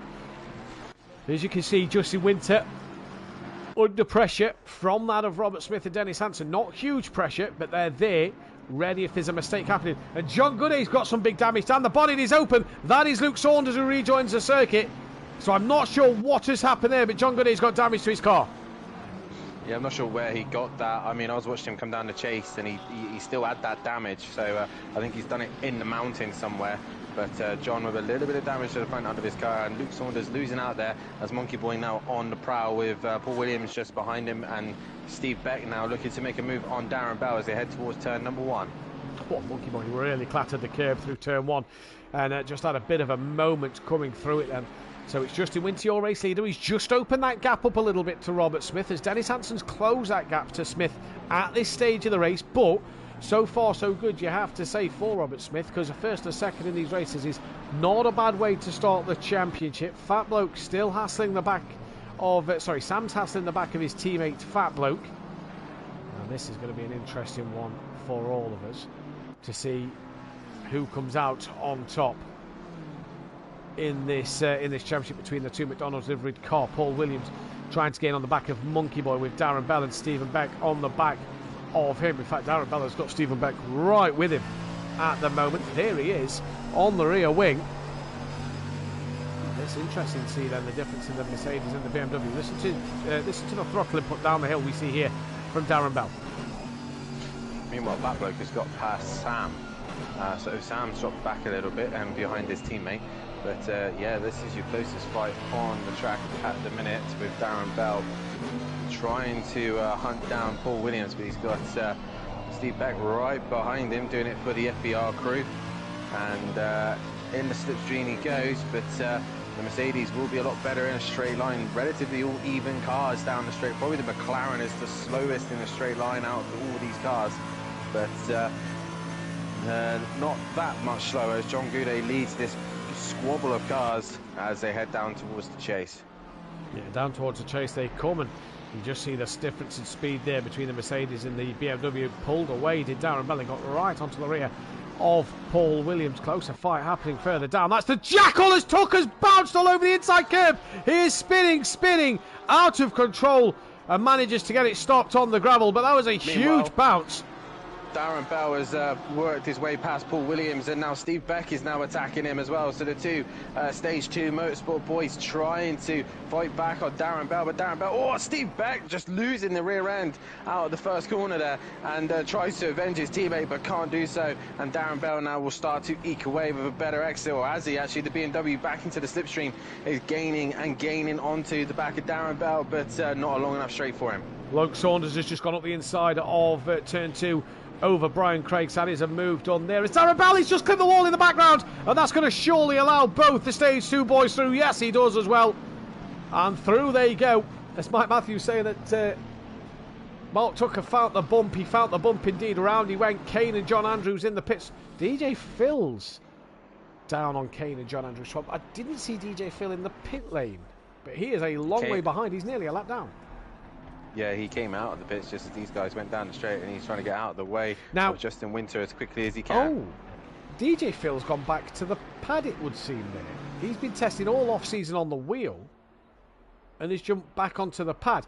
One thing to note there, by the way, Justin Winter was flashing his lights at DJ Phil coming down the mountain.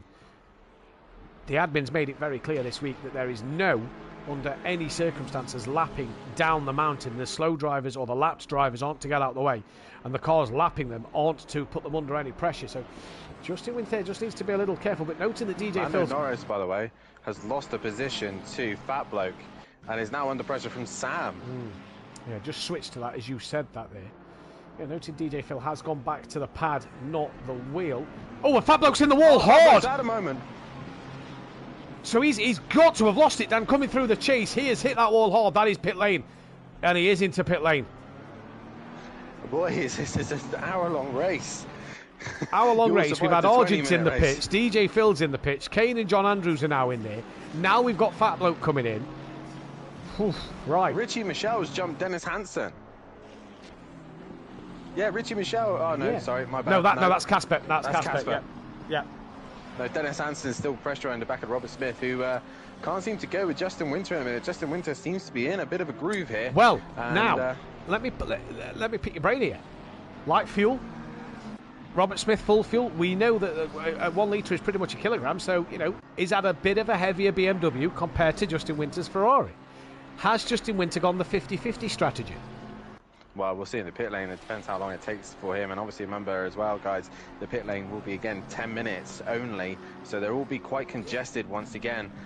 So the strategy will work for people who are going to try something different. But obviously, they're still quite closely packed. There's not going to be chances for drivers to go long into the race and try and jump some cars. That's my tactic gone. I think Justin Winter's just clipped the wall down. He looks slow out the Forest elbow. Let's see what the times are through Sector 2. He's also got a bit of a scuff on that front splitter on the Ferrari. The gap was just 3.1 seconds. What is it? Is he 2.7? Yeah, I think he's just hit Forest elbow. Possibly so, and this is the problem as well. Robert Smith seems to be he's not overly fast, but he seems to be into a groove where he's able to just keep Hansen under control. While Winter is trying to extend the gap as much as he can, pushing the limits and just taking possibly one too many risks at the minute. He had a comfortable gap of 3 seconds. Meanwhile, I'm watching Sam really hustling the back of Lando Norris at the minute. Yep, coming in towards the chase again on the back view of Lando Norris. This is the view of Sam coming down towards Murray's for the 5th time of asking, and you see Sam there just braking a lot earlier than Lando Norris, and it was a lot earlier than Lando Norris, and Lando didn't really seem to brake too much later than him there. Clearly the McLaren a bit better, or Lando a bit more confident than Sam on the brakes. In towards turn 1, did Lando just clip the grass there under braking on entry? Just had a bit of a moment, and it's actually found time over Sam, and Sam's got to be careful because he's got the old sim racer coming after him as well. He does indeed. An old sim racer just been slowly eking away at these two. Not been rapidly. Now Monkey Boy's in the but pits. Oh, he's got huge damage as well. No, he's not. No, it's not that bad. Might be hurting him enough. Yeah, might be hurting him enough, yeah. Well, interesting. That's about 6 drivers that's pitted already. Justin Winter has extended the gap, but he's caught a lapping car as they come down the mountain, and he has to wait. That is Fat Bloke, so he has to wait now until he gets to the main straight to clear Fat Bloke. And Fat Bloke doing the right thing at the minute, staying where he is. Justin Winter, yes, this is painful, but everyone else will have to endure it at some point. And who's that in front of him as well? It's John Andrews. That's John Andrews. Yeah. So already we got a lot of lap cars popping up. Well, these two have just come out the pits, let's not forget, Dan. These two have just came out the pit lane. So these are two who's already suffered with damage in this race. Now he can lap him. The problem for Fat Bloke is he's trying to pass John Andrews, who's staying out of the way, trying to stay out of Justin Winter's way. That got a little sketchy, but like you say, it will come and have that domino effect with certain drivers as they come towards the mountain section. So in this race, it's already taken a topsy-turvy turn at the moment. So Fat Bloke is now a lap down to the leader. DJ Phil, Darren Bell are on the same lap. I believe Argent is on the same lap, as is Kane. John Andrews is now 2 laps down, and he stays even further out of other drivers' way. Casper Olin now right up the rear wing of Richie Michelle coming through the final corner. And yellow flag, that is car 64. That is Darren Bell, who's returned to the pit lane. Not good.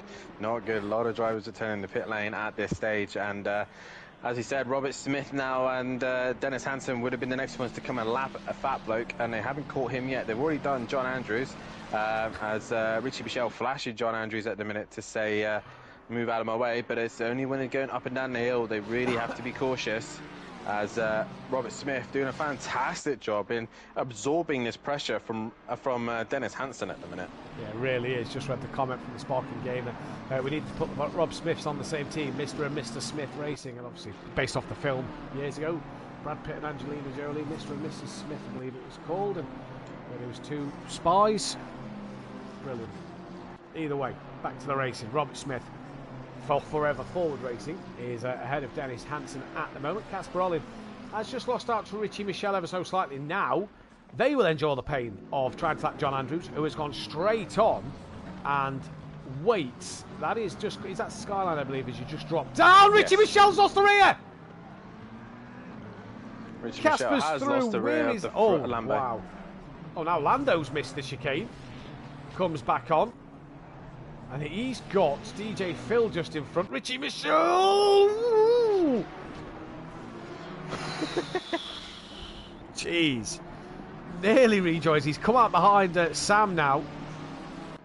Yeah, this is not easy for these back markers. I'm glad GT4 was only 20 minutes. Good luck tomorrow night. Yeah, hopefully we won't be catching back markers this quickly. But as long as the back markers kind of stay sensible and the lapping cars stay sensible, then you should be fine. But Richie Michelle, major damage to the front end of his car, and he's going to be struggling now. Now, this is unknown territory for us as well, because in the practice session we only run the 20-minute race. We don't know what time the pit window is going to open for the hour. I'm assuming it's going to be around the 35, and it's halfway through the race, so I'm assuming it's got to be around that 30, yeah, something like that. We'll wait and see. Richie Michelle did not pit, so he's got John Goodyear, who's got damage, by the way, coming behind him with Luke Saunders, with Brian Craig, with Steve Beck. They have all stayed well ahead. Jackal is right on the rear of Cranky Duckhead. In fact, he's going to look to pull out to the outside line, coming into the final corner. Is he going to think of the cutback to chop underneath? No, he's not. He's going to try and hold it round the outside. Now maybe on exit. Nope, can't do it through the exit either. He's going to try and pull, though. That Porsche alongside the Honda thinks better of it. They've got Mirko Ricci right behind him. And a quick Kieran Argent, who's a lap down on these guys. He's still to pit, let's not forget, in this race. Go on. Lando Norris is catching DJ Phil going up the mountain. And he's caught DJ Phil as he's got Sam and Old Sim Racer breathing down his neck. Now, obviously, DJ Phil has to keep it going. He can't just get out of the way unless he decides to use Skyline to get out of the way. But we pretty much wanted them to keep on track and keep going. and which he is doing at the minute. But as long as he doesn't drop it in front of him. But Lando's too busy, got the BMW up his rear wing. Oh, there's John Andrews! No!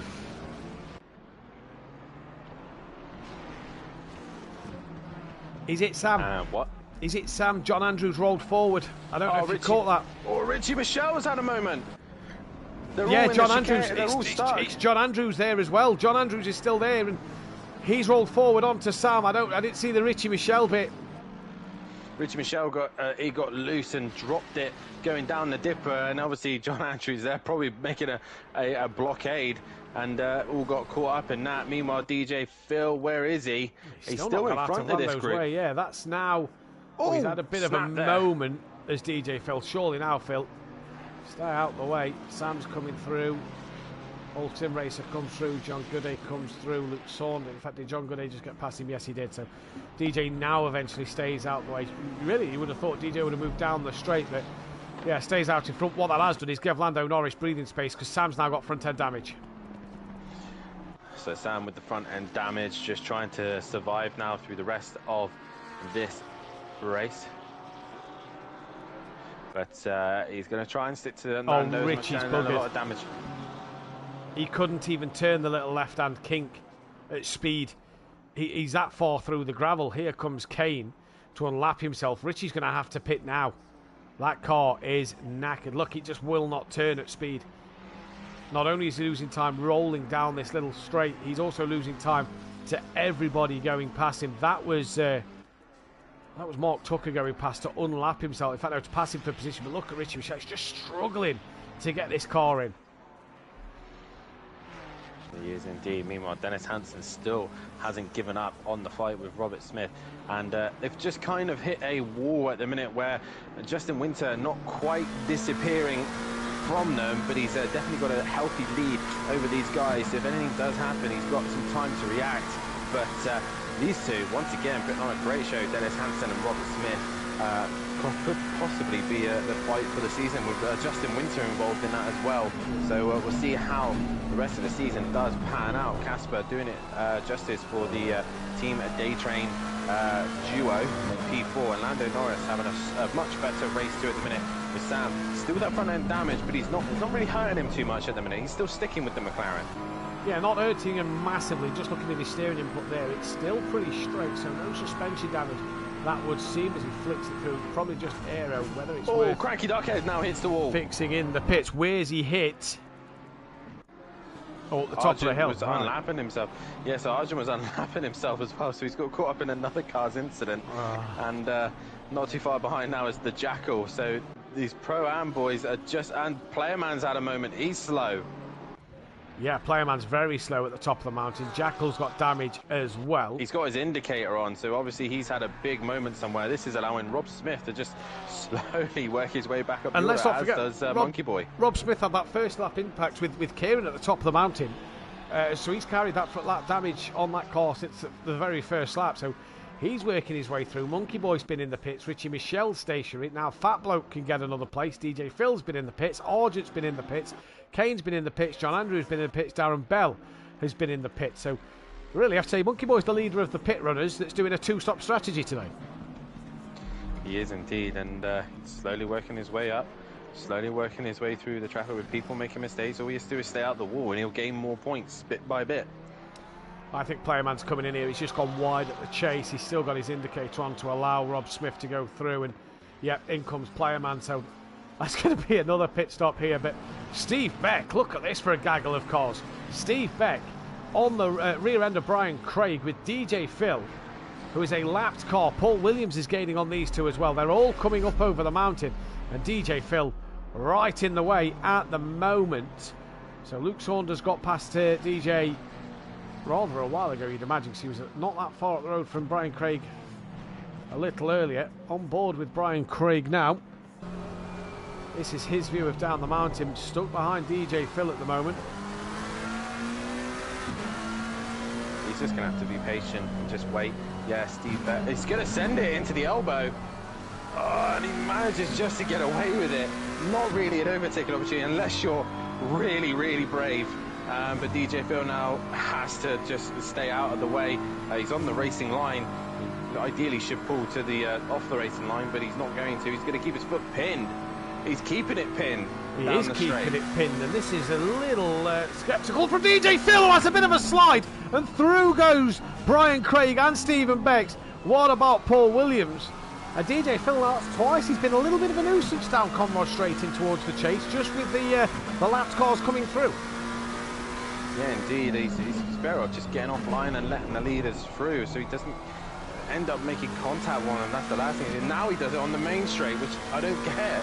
He gets it down on the main start straight. Not 100% sure on that one myself, but either way, DJ Phil will know what he's doing, and on they carry on then. So Stephen Beck still on the rear of Brian Craig. This is your closest fight on circuit at the moment. The yellow and blue liveried Stage 2 Motorsport car and the green and purple Team Merlot car then as they come down towards turn 2. And it's Justin Winter who leads from Robert Smith. Just put a bit of daylight as Steve Beck just glances the outside wall there. Just about to say that Robert Smith has put a bit of daylight between himself and Dennis Hansen. Cranky Duckhead is now the latest driver to pit before the pit window opens. That is probably why. You don't want to be seeing the engine poking through there. So Steve Beck's still got a job to do in this race at the moment. And Paul Williams not dropping off the back of these two so far. No, Paul Williams sticking with them at the minute and just letting them fight at the minute. While they're busy fighting, he might pick up the pieces when something goes wrong eventually. But meanwhile, Sam has got some big damage to the front end of his car, and he is lost out to Old Sim Racer. So Old Sim Racer moves up a position. Lando stays in front of the pair of them. And yeah, Sam's got some major damage to the front end of his BMW. Yeah, I reckon that could be another car in before the pit window as well. So this is going to be an interesting bit to see. I reckon pit window opens at the 35-minute mark is what I've been trying to work out. 10 minutes of that would take it to 25. And that would give you more than 25 minutes either side of the window. Who knows at this stage of the race? All we do know is Sam going to pit? No, he's going to keep going. He must have worked out when the pit window opens. John Gooday's got damage behind him as well. And now Robert Smith's got that gap up to a second over Dennis Hansen out front. And Stephen Beck has lost a bit of time to Brian Craig over the course of this lap. So yeah, this is an interesting race. John Gooday now getting on the back. That BMW's hurting him because John Gooday's now all of a sudden closed a lot of speed through the final corner and through turn 1, and he's really got the bit between his teeth. He has indeed, but he's got to be cautious as well. Sam is going to be walking wounded, so it just takes a little run on the curb and something different to the car just to then slingshot him into John. So John's got to be patient and take his time clearing this car. Yes, he'll be eager to get past it to try and gain some more points, but you just got to be cautious of what the car is going to do in front of him. But he's really starting to hustle the back of that BMW now, and Sam is just surviving at this point. Yeah, and to be fair, he's at a decent part of the circuit where he can survive, because John Gooday's got to pull out a sublime move to get past Sam up or down the mountain, and you just can't see where it's going to happen. Maybe a run through here, but no, he's not close enough. He's not alongside either to get that chance. Has a bit of a look, not close enough again on the brakes earlier than Sam, so Sam lives to fight yet another day. This is on board John Gooday coming down the mountain then. You just see him through the dashboard. Ooh, very close to the wall there for John Gooday. Had to have a bit of a brown pants moment lift. And through the elbow he goes now, and down the Conrod Straight they will approach. And is the pit window going to open in 9 seconds? That would be ideal for anybody coming towards the pit lane right now. It would indeed. 2 seconds. Lando it does, Norris, there we go, 35 minutes. Lando Norris would be the first car to come in. Actually, it's the 666. I believe coming in. That is Dennis Hansen. No, it's not Dennis Hansen. It's someone else.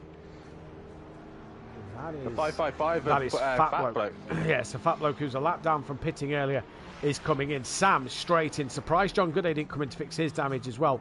So Sam comes in. He gets the overcut. He'll get the overcut now, so he'll clear and get a bit of free air if he's stuck behind him. I suppose, well, it just depends how much he's losing with that bit of damage on the front of his Mercedes, isn't it? Luke Saunders trying to head after him. Brian Craig stays out. Paul Williams is also going to head into the pits. Stephen Beck stays out. Gary Clarbel also does. Mirko Ritchie, bit of front-end damage. What will he do? We've got some lapping cars up the mountain, and off goes Rob Smith, and that's allowing Robert Smith to be under some pressure from Dennis Hansen coming down the hill. Dennis Hansen now sees an opportunity here, and Robert Smith being hampered by Rob Smith. As all they the now Smiths come down, all the Smiths. Old Smithy, the original. Hey, you get him back on the track. He'll have them all, yeah. Jeez. But I think the BMW will be safe for now. But that small moment of trying to lap a car there really did catch Robert out while he was trying to negotiate Rob. Yeah, it did indeed. Going back down to Luke Saunders on John Gooday. That is 9/10 of a second. John, a little loosey-goosey at the top of the hill there, just getting that rear end, stepping out. Sideways now! Luke Saunders! Whoa, does well not to put that in the wall. He lost it at high speed there. And Brian Craig's now going to come for him, who Luke Saunders has took a while to clear. Well, he's now got him back on the rear end as Sam and Paul Williams both finish their pit stops. Has Sam, though, repaired that damage? I think he'd be a fool not to. It's Paul Williams actually going to come out first. Sam Williams has repaired that damage. Fat Bloke's already done his stop. John Andrews in the pits. Cranky in the pits. Argent as well as... Has he just left his pit box? I don't think Argent's followed the mandatory fuel. Yeah, he's pitted. Robert Smith, his teammates, just come into the pits. Argent hasn't completed his pit stops. He's repaired damage and forgot to add 1 litre of fuel. All he had to do is add 1 litre. That's all he had to do. And he didn't do it. So he nearly ran out of fuel in race 1 and he's forgot to add fuel in race 2. He's pitted twice as well in this race. Sam dropping behind Paul Williams after repairing the damage. It probably wasn't that long a stop, but Robert Smith does come in. Casper Olin is also in as well. So both of these two deciding to pit. Now John Goudet pits as well. Will he repair the damage? That's the question. Is he able to race with it? That's the thing. Luke Saunders in the pits as well, as is Steve Beck. They're all starting to come flooding in, except for Gary Clarbel. Which, reminder as well, guys, he dropped it on the formation lap, was teleported back to pit lane, and he's in 11th place position as it stands. DJ Phil and Mirko Ritchie as well are in the pits. What about the Jackal? Paul Williams, your lead car. No, he's not, because Robert Smith is after their round of pit stops. But Paul Williams is ahead of Sam. Sorry, Dan. Was it a good idea for Robert Smith to pit? Yes, because Dennis Hansen right now has got 2 lapped cars in his way. Kane, and I believe that's Fat Bloke as well. And he's got damage to the front end of his car as well. So Dennis Hansen's got damage and he's struggling to clear these cars. Yeah, as they both stay to one side of the circuit. I don't think Dennis Hansen... I don't know if they're racing. I'm not sure if they're racing. Let's have a look at the leaderboard. No, they're not. No, they're not racing. That's Sam. I felt that... Is it Sam? It is Sam. Yeah, that's Sam. Oh, whoever it is has just absolutely bounced off the wall. It is Sam, yeah. That is Sam who's just bounced off the wall. I felt there that Dennis Hansen, when he pulled out the slipstream, couldn't pull alongside them to lap them. It's Justin Winter pits. Dennis Hansen's going to stay out. That would have been the moment to come in. Surely Sam as well, after just being in the pits with damage. Yep, straight back in with more damage. So Dennis Hansen stays out in front. Lando Norris could be taking a P2 in this race in a few moments' time. John Andrews done. Fat Bloke done. Darren Bell. Has he been in the pits again and not fueled like Kieran? He's got to go again then. And Kieran Argent stays out on the track. All you have to do, boys, all you have to do is put 1 litre in. All you have to do, even if it's maybe 10 litres, just add something, just to make sure that you know that you've added the fuel. But yeah, once again, people making mistakes under the basic rules. They've been practicing in the server. They've been doing it with the pit lane on the sprint feature, the feature race. And they've not done it here. Justin Winter, you said, in the pits. Is he repairing the damage? That's the question. If he does, it's going to hold him a little bit longer. He's there for a while. Robert Smith stopped and went. I think he half-fueled. I think he half-fueled. I think he was so light in that first stint, because he was rapid in that first stint. He was absolutely rapid in that first stint. I think he's half-fueled the car. Is he doing fuel as well? Lando Norris has jumped him down. Lando Norris is away. He's green and go. So Justin Winter is doing... possibly with damage as well. So, what is Justin Winter do? Is he changing tyres as well? Has he left tyres on? He's either changing tyres, he's either repairing damage, but he's 100% adding litres of fuel. Have we just lost him? No, he's come back. He's come back. Yeah, he's back. Had a blip. He's repaired damage. He's repaired damage and added fuel to that car. That is a guarantee. Where's that dropped him, though? That has dropped him. Lando Norris is there. The Mercedes, a monkey boy. Casper Ollin. Can't see Casper Ollin at the moment. I think Casper Ollin's passed him as well. So not 100% sure at the moment. We'll see as they come through. So Lando Norris, we know, has got through. Here comes Casper Ollin. That was Luke Saunders, wasn't it, in the background? Yeah, so I think he's just ahead of Luke Saunders here. I think he potentially could be off of the podium. I think he is. I think he is. He's behind Casper. And ahead of Luke Saunders, yeah. So he's behind Casper and Lando Norris. Dennis Hansen and now Robert pits. Smith. So he's behind Lando Norris, Casper Ollin and Robert Smith. Dennis Hansen pits. He's surely got a repair damage, so he might come out ahead of him depending on how he does. Will he jump Old Sim Racer?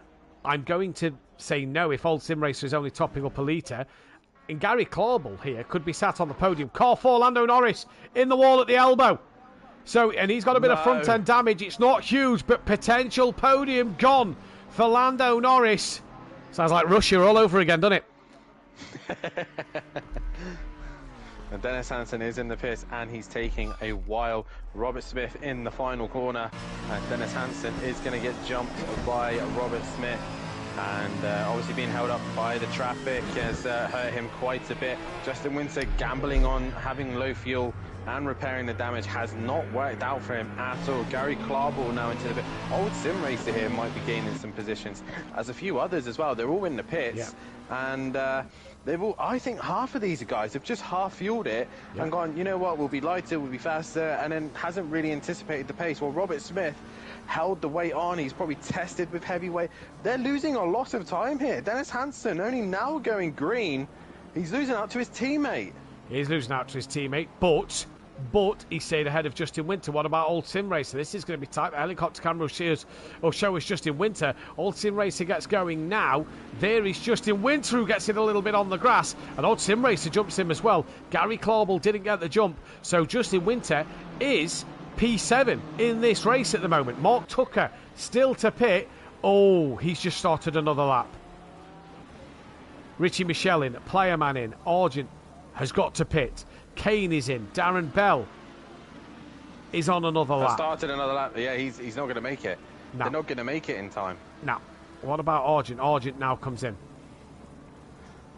So as you can see, guys, strategy has played its toll. And Robert Smith has come out on top with quite a gap as well. 26 seconds ahead of Lando Norris, who's got damage in front of his car. He is going to be walking wounded towards the end of this race. Yeah, Zach Brown won't be happy that he's dropped it at the elbow. That is for sure come the end of tonight. But it's Lando Norris who's still sitting on the podium from Casper Ollin. Two new drivers to SimPlay Motorsport. Dennis Hansen has done well. Did he repair the damage on his car? Dennis, no, he did not. So he's still driving a little bit wounded. Well, maybe he did actually. I wonder if he's just scraped the wall. Yeah, so he scraped the wall somewhere since the front bumper was hanging off. It's been repaired. And now Old Sim Racer has got Justin Winter for company. But Justin Winter, repair damage, half fueled. I even think that the amount of fuel he's probably put in that car down, I think Robert Smith would have jumped him anyway. Yeah. I don't think Smith has kept his car clean. He's kept it tidy. He's not had any problems, and this is exactly what you needed to do. The Xbox man leading the way for his first race for the Forever Forward Racing team, and we said at the start of the night, didn't we, that whoever ends up partner with Argent tends to go and win the title. And at the minute, Robert Smith taking possibly 2 for 2. It is a perfect start, and now he's just lapped his teammate Argent, so Argent could end up being, but it's unlikely, but if somebody were to catch him up, which I doubt it, unless he makes a mistake, he's got a rear gunner there as well. Yeah, he's got a rear gunner. Justin Winter did get past Old Sim Racer coming down the Conrod straight in towards the chase. Old Sim Racer still with him for the time being. We've got Monkey Boy who's trying to gain on the back of Sam as well. That is happening just behind these two. Pit window is now closed. Darren Bell did not get in time, neither did Mark Tucker. So Mark Tucker's race is ruined. That could gift a few people a couple of places. Paul Williams gets past them, as does John Goodate, Brian Craig. Steve Beck will get past Mark Tucker as well. Jackal is not near at the moment, but Monkey Boy so far trying to stick on the back of the BMW, back in his Mercedes. Last time he would have drove the Mercedes in Pro-Am. He won the championship. Luke Saunders in the wall. In the background from P7. That's going to help Gary Clauble out massively. He's not really close enough though, so he's probably just had a little scare there. hang on a minute, just calm down a moment. Let's get back to where we are. The walls are still there. So Lewis Saunders just getting a reminder that he is still in Australia at Bathurst. Like you said though, Dan, on the formation lap, the walls start to get come in more, and you just start to feel that pressure. We're 40 minutes into this race nearly. Speaking of pressure, Lando Norris is under immense pressure. Yeah. Casper Olin now right behind him. Much better straight line speed, obviously with no damage to his car. He's going to look to the inside. Lando Norris goes to the inside of the circuit. Oh, contact! Bit of hip and shoulder, and Lando Norris keeping out the wall just about. Off the road he goes, comes back on ahead. Just behind now with that of Casper Olin, and Casper's going to slow down immediately and give him the place back. And that's just allowed Dennis Hansen just to get on the back of it, and Dennis is going to go up the inside of his teammate and get back.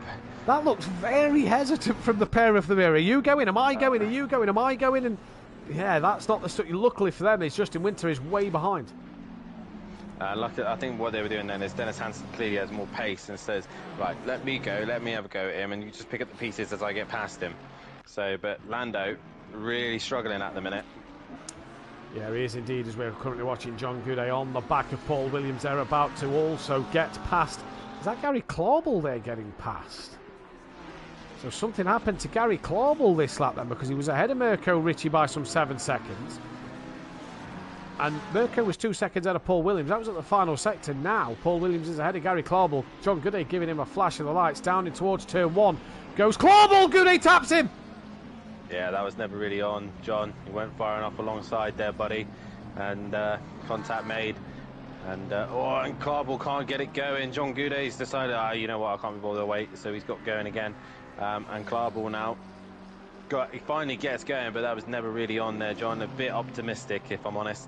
But Dennis Hansen, after a little bit of a moment, has managed to get himself back into second, but he's just straight lined the Skyline run as he heads down the dipper, as Lando Norris is still holding up Casper, so that plan didn't work. And Justin Winter is there, and he's able to get himself back onto the podium here. He needs to clear the back marker there, but he has to wait.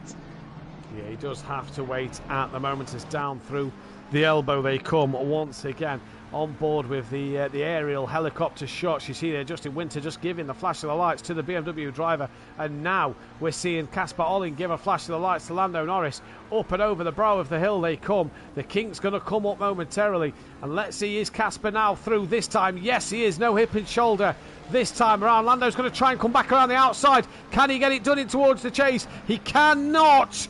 Just keep a nose there. No, he can't. And Justin Winter is now right on the tail of Lando Norris. Is Lando maybe going to think of a lunge up the inside? He's a little too far back to get it done. And no, Lando Norris keeps out of trouble. And Justin Winter now tries to get a better exit than Lando out of the final corner, but can't do so. Lando comes to cover him off as Mark Tucker stays in the pits again. And Darren Bell also returns to the pit lane. So terrible night for Darren Bell.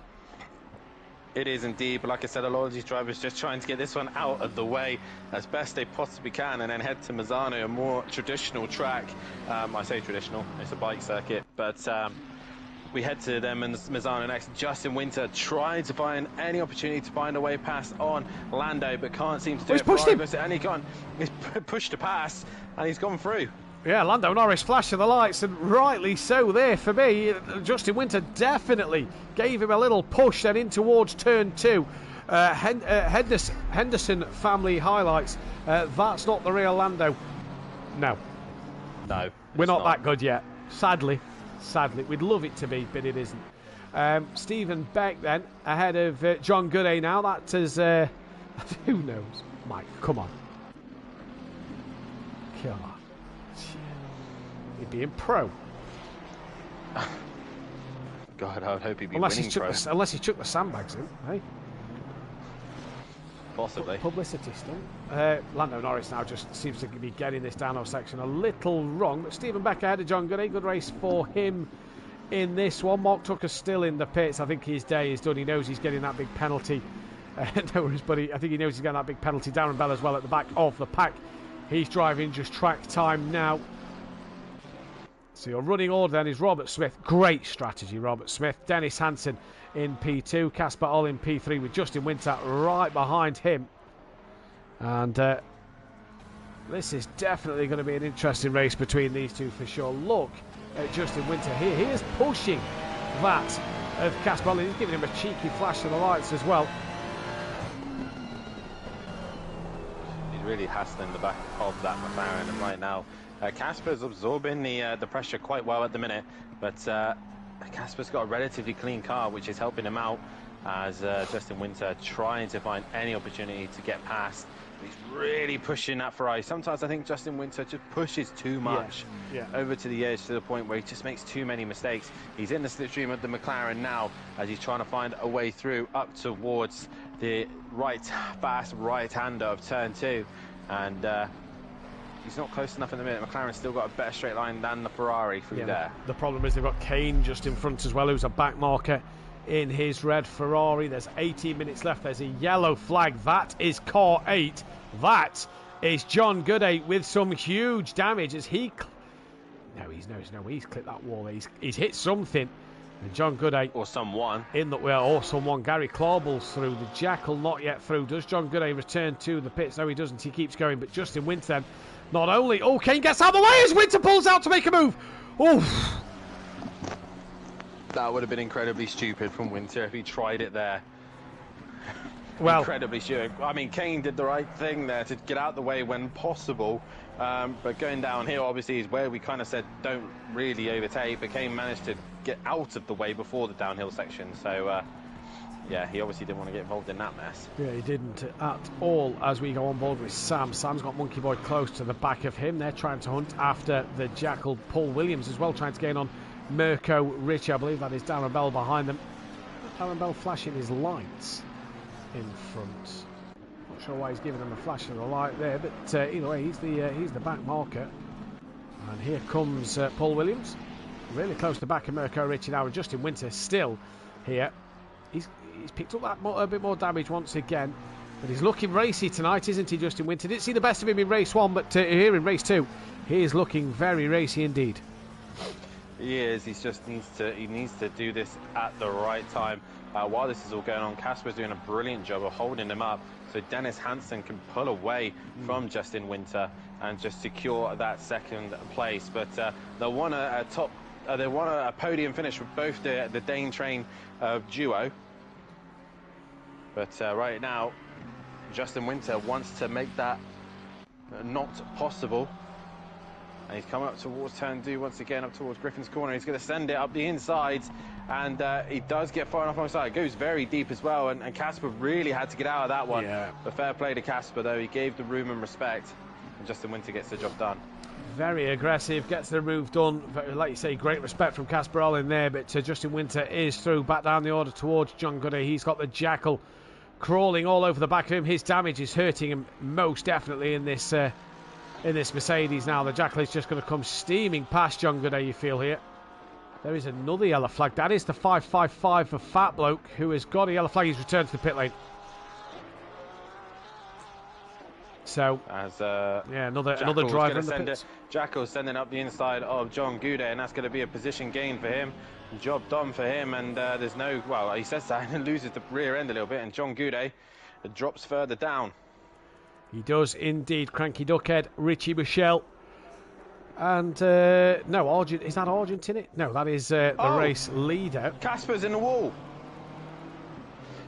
Casper's got big damage. He's hit the wall, going down the elbow. Yeah, not the outside wall, the inside wall. The 96. Who is 96? That is Sam as well. He's just had a yellow flag. He's returned to the pit lane. So both FBR cars sat in the pits at the moment. So not only has Casper had a moment, front end damage to his car, but Sam's also had a big moment now. They've clearly been told that their Big Mac's ready, and they're ready to be collected now. So they've decided they're going to have a Mackey's. Oh, the leader! He's around at turn 2, and he was lapping a couple of cars, and Robert Smith is in the wall. He's reversed back. Kieran Argent unlaps himself, but the race leader, who had 37 seconds to his name, has now got some damage to that car. And Dennis Hansen has a clean car as he now goes up the straight, and what traffic was he trying to clear? That is the question. I think it was the Cranky Duckhead Richie Michelle scrap. Because we saw them at turn 1 before you said about Casper. I'm sure it's this Richie Cranky scrap. Hopefully the back markers didn't get involved in contact with Robert Smith. But let's wait and see. It's been a night full of drama and action. And Rob Smith is trying to hunt down after player man in the old Ferrari. He is indeed. And obviously the strategy planned out brilliantly for Robert Smith. But now just a mistake or a tripping over someone. I'm going to find out what exactly happened because I can access the replay. So I'll find out what happened to Robert Smith. But yeah, very strange. Yeah, very, very strange indeed. Stephen Beck, he's on the back of Brian Craig then. Oh, they've got some traffic of Darren Bell and DJ Phil just in front of them, as well as Darren Bell's trying to get past.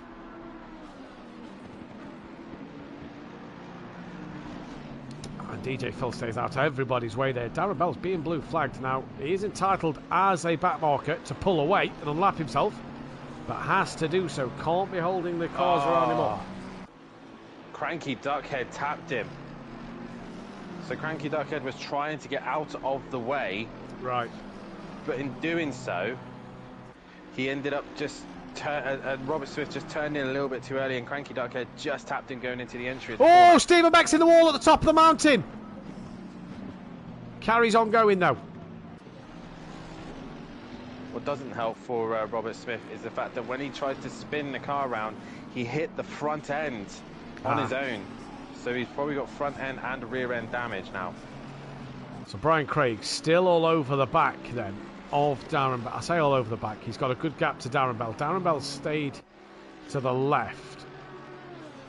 Now can Darren Bell pull away enough? Fat Bloke is tumbling down the order. Tucker's now... That's probably a retirement for Tucker. Fat Bloke's back out on the road, as is Sam. And Argent, who's made 3 pit stops, by the way, is up in 18th place. So showing that never giving up works. Old Sim Racers trying to get back on the rear of Lando Norris once again. Luke Saunders not a million miles away. He's 8 seconds away with 12 minutes left in this race. Yeah, Dennis Hansen 13.5 seconds to Robert Smith now. So this is going to be an interesting one for sure to see who's going to do what.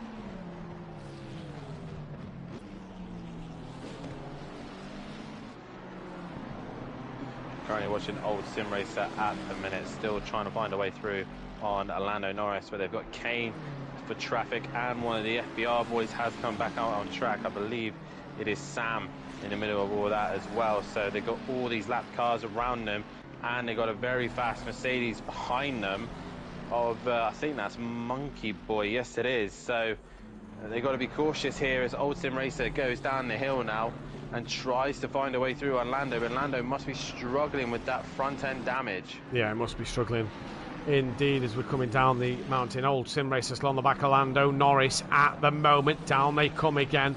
I believe that is Monkey Boy in the background. He's 14th place. DJ Phillip in 50th. So it's going to be an interesting one. Playerman and Rob Smith still close together, and then you've got Kane close to the back of, or was close to the back of Sam. Rob Smith's internet, look at it. Robert Smith. Bright red for me. Yeah, Robert Smith. Yeah, bright red for me as well. So fingers crossed that that lag spike will disappear. It's easing off now. But yeah, we'll possibly looking at an internet retirement there. But Old Sim Racer, though, still trying to find a way past on Lando Norris, but can't find a way through at this stage. No, he can't at the moment. The Monkey Boy's here just waiting, really, because he's a lap down, so doesn't want to get involved in this fight. Stephen Beck is back on the rear of Brian Craig. So that's another fight to keep our eyes on in this one, as they're approaching back markers again. But Old Sim Racer, like you say, doing a good job on his debut here in the GT3. He's up to 6th place. Yeah, he's doing a lot better in the GT3s than he did in the GT4s last night. But nonetheless, he's having a great scrap with a couple F1 time race winner, Lando Norris. Obviously not actual Lando Norris. Let's just remind everyone that. Because if it was, why is he in Pro-Am? Yeah, at the minute he's having a great little scrap with the McLaren driver. Yeah, up the hill they go. 2 newbies, 2 SimPlay Motorsport. There's Kane.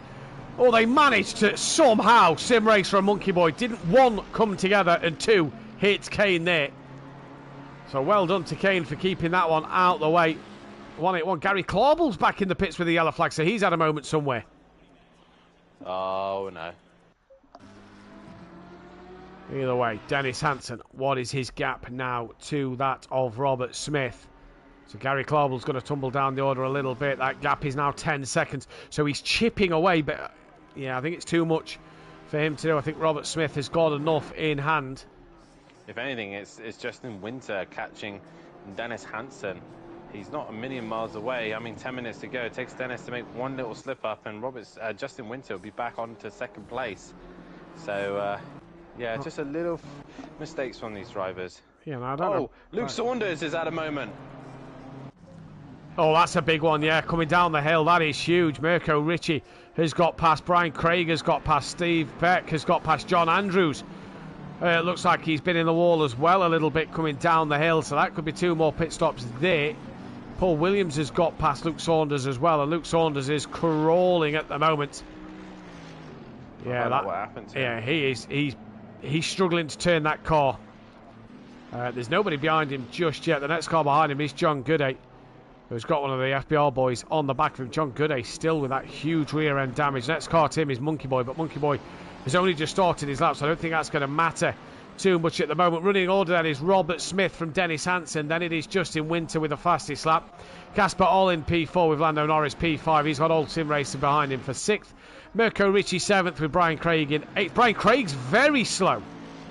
Gets going now, so I think he's just had a moment. And Darren Bell as well, giving him a flash of the lights. Darren Bell flashing a few people here when he's the back marker, let's not forget. Luke Saunders dropped. He's had problems. He's just been hitting the walls bit by bit.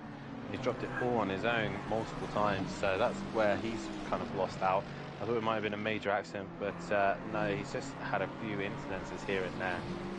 Fair enough. Paul Williams on the back of Stephen Beck. We've got Luke Saunders, who is still trying to return to the pit lane. Where's Monkey Boy? Coming up and over the mountain. Luke Saunders will probably be in the pits. Rob Smith still can't get close enough then to that of Player Man in front. How are you guys changing the camera angle while having the full list up? Keyboard plugged into the PlayStation, and certain button maps on there that you can press to change the camera angle. Old Sim Racer then. His teammate of Rob Smith. Rob Smith can't get past Player Man. And at the minute, Old Sim Racer. It's just dropped off the back of Lando Norris a little bit, as if he's had a moment up and down the mountain somewhere. I've just been watching Robert Smith, and he's losing time hand over the fist to Dennis Hansen at the minute. Is his car looking okay to you, though? On my screen, it looks fine. Like, no damage whatsoever. On my screen, it's fine. That's probably the lag, but is he also possibly fuel saving? What, you think he's gone heavy, but then not heavy enough? Yeah, possibly. Well, is he possibly fuel saving? Possibly so. Question. Yeah, possibly so. Yeah, it could get really spicy in the last couple of laps here, because Justin Winter is catching Dennis Hansen. He was catching him rapidly. He's not now, but Dennis Hansen was about 8 seconds behind. He's now 7 seconds. He's catching him just in that one sector alone. And Robert Smith, it just clips the wall as well. So he's pushing, I think, but he's got damage to that car. Yeah. We can't obviously see because of the lag spike, but he's struggling now. He is struggling. Dan Argent's been in the pits 3 times. He's 16th place. He's on the back of Crank. Lando Norris is under pressure once again from Old Sim Racer. Yeah, right on the rear wing of him going up the hill, and they've got a back marker in the way as well. And Old Sim Racer is pushing the McLaren. He is indeed. Just going back to the Argent thing, he's 16th place. He's on the back of Cranky Duckhead for 15th place. Possibly now going to unlap himself from Luke Saunders to maybe get onto the same, to maybe get past Luke Saunders, depending on how long his pit stop is, for 14th place. And he's not a million miles away behind DJ Phil. So Argent looking at possibly a top 13 come the end of this race. That would be spectacular, considering he's pitted 3 times. But look at this fight coming downhill. Old Sim Racer in the orange Ferrari behind then this of Lando Norris. Carlos Sainz versus Lando. If only. Down the hill they come, Alex Marshall. You're welcome for the info. Argent, though, has he got past Cranky Duckhead? He has got past Cranky Duckhead. He's cleared him by a country mile. Cranky's got big damage. That is why. Where's DJ Phil? DJ Phil's top of the mountain. Argent is sector 1, so he's not close enough. But Luke Saunders he should be passed by the time he gets up there. Paul Williams on the back of his teammate, and Old Sim Racer still down on the back of Lando Norris. Dennis Hansen to Robert Smith, 7.3 seconds, only just over 4 minutes left in this race. And where is the leader? Coming up to turn 3 now. He's going up to turn 3, and Dennis Hansen going through turn 2, and Justin Winter is going into turn 2. So again, Justin Winter's taking more time out of Hansen rather than Robert Smith. Maybe Argent played a little bit of a game there just to hold Hansen ever so slightly. Not a lot, but enough to just put him off a little bit. Playerman's just rejoined on the exit of turn 1, so Rob Smith has finally got clear of Robert Smith. That is job done for him. Mark took a definite retirement from this race. Darren Bell obviously going to finish behind a few drivers with that penalty he's got coming his way. Luke Saunders off and out the pit lane. He comes now, as he has lost out to Richie Michelle, Cranky Duckhead and Rob Smith, and he'll probably lose out to Playerman as well. So interesting there. Paul Williams just dropping off the back. Old Sim Racer dropping off the back. Dennis Hansen 6.9. But for Robert Smith, he's got what, 2 laps left in this race? Oh, Lando's trying to lap a car. He has managed to lap it, but it's put him off wide going up the hill. And Old Sim Racer nearly goes with him, and Monkey Boy is right behind them, pushing him along. I mean, Monkey Boy has nothing to gain in front. He's been sat there for ages as well, behind. hasn't he? He's just got to sit there. Yeah. He's not allowed to really get involved. He's got nothing to gain in front and nothing to lose behind. He's just got to follow this fight towards the end. Where's John Goody? That's the car that Monkey Boy's chasing. He's at the start line. So yeah, Monkey Boy's not got the time to get to John Goody at all. And like you say, he's just... Phil is nowhere near him. Yeah, exactly. So he's in no man's land. He's just got to sit there. But this fight between Lando Norris and Old Sim Racer here. There he is looking back from Lando as they come down the Conrod Straight. Extended his gap, and Justin Winter has lost time this time to Dennis Hansen. It looks like that fight has kind of neutralised at the minute, but anything can still happen because only a couple of laps to go. But Lando and Old Sim Racer is the only fight we're really keeping an eye on at the moment. Yeah, because with Borough Becks and Paul Williams on there, Steve Beck and Paul Williams, they're teammates, so they're possibly going to hold station. Like I say, Old Sim Racer, he's not really having a look though at the moment, Dan. Just watching on board. Lando Norris goes a little deep. Does that give the opening for the Ferrari? No, it does not. He's got closer though. You can see it just tucking underneath the front wing. He's had a lift there. Doesn't want to get too close to the rear wing then of that of Lando Norris. And Old Sim Racer here maybe just wants to commit to a move up the inside. Where's the race leader? Coming down the mountain now.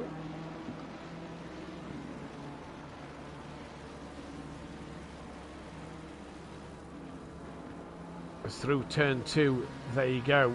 And Old Sim Racer right on the back now of Robert Smith, of Lando Norris, sorry. And having a look, but just not close enough. And they got Dennis Hansen. I think what he's trying to do is pressurise Lando into a mistake so he doesn't have to make a dangerous move. And he clips the wall. Old Sim Racer just clipping the wall there, trying to get as much room as he possibly can. He just gives it a slight kiss. And that is going to affect him down through the rest of the hill. Robert Smith now coming down to the chase. So he's going to start another lap here. So he'll start his final lap. And he's got a healthy gap now to Dennis Hansen. But this fight between Lando and Old Sim Racer is the talk of the mountain. And right now, Old Sim Racer trying everything he possibly can. Oh, he's clipped the wall! Yeah, he's round. He's clipped the wall around, and Monkey Boy somehow manages to avoid him. Now he has to stay stationary. Mirko Ricci was 22 seconds behind. He's heavily put it into reverse into the other wall. Oh, where are you going? Oh, okay. Well, Mirko is coming, but Old Sim Racer here, I don't know if he tried to spin the car around in reverse. It didn't work. He's put it back to the pits. Oh, that's going to be catastrophic. Massively. He's going to drop down a lap. Oh. What a shame. What a shame. Now then, Kieran Argent, where are you? You've got damage again, so that's nice to see. Richie Michelle 5.7 behind you. But Robert Smith coming up the mountain, your teammate with damage himself. We can't see it. We think he's... Justin Winter's gone off. Justin Winter's got major damage. He's cramming all over the shot. Casper's on the podium. Casper's on the podium. Lando Norris is only just there as well. Oh, Old Sim Racer could have been in for a P4. Oh, no. Yeah, what on earth has happened to Justin Winter? Because that car is completely wrecked. He's struggling to turn. Like I was saying, he was just pushing too hard. Oh, Dan, and that has paid we're off. on board with Justin Winter now. His steering wheel is at a full left lock. It has no more steer. It will not go left. Oh. His race is done. Lando's coming.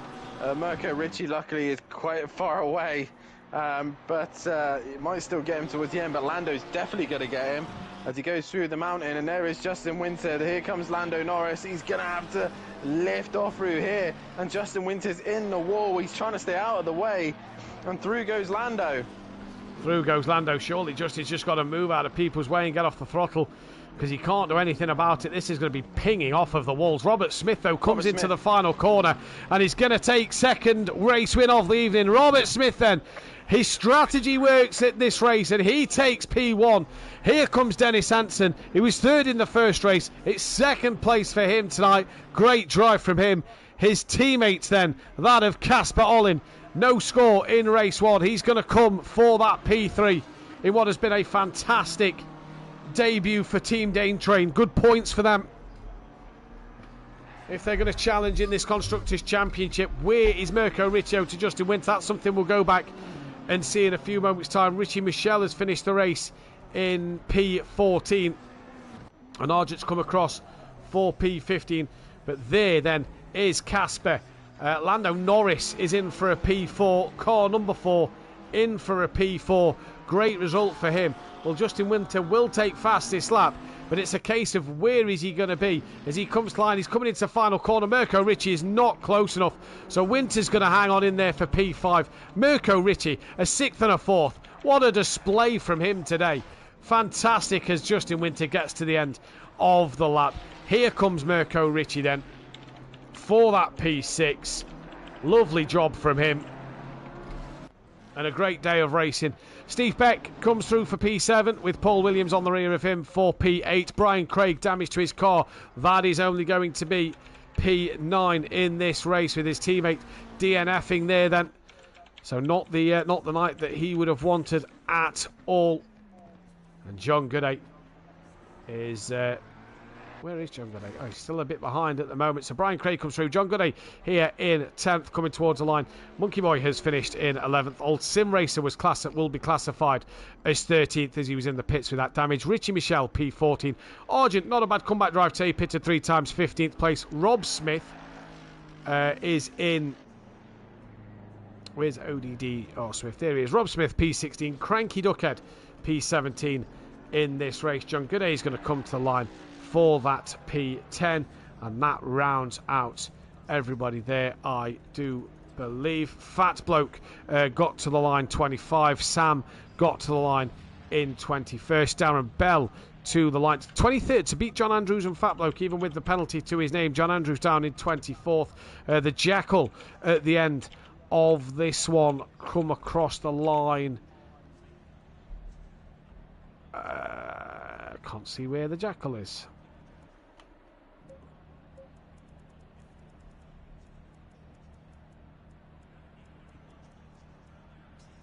Okay, so he must have had damage back in the pit lane then.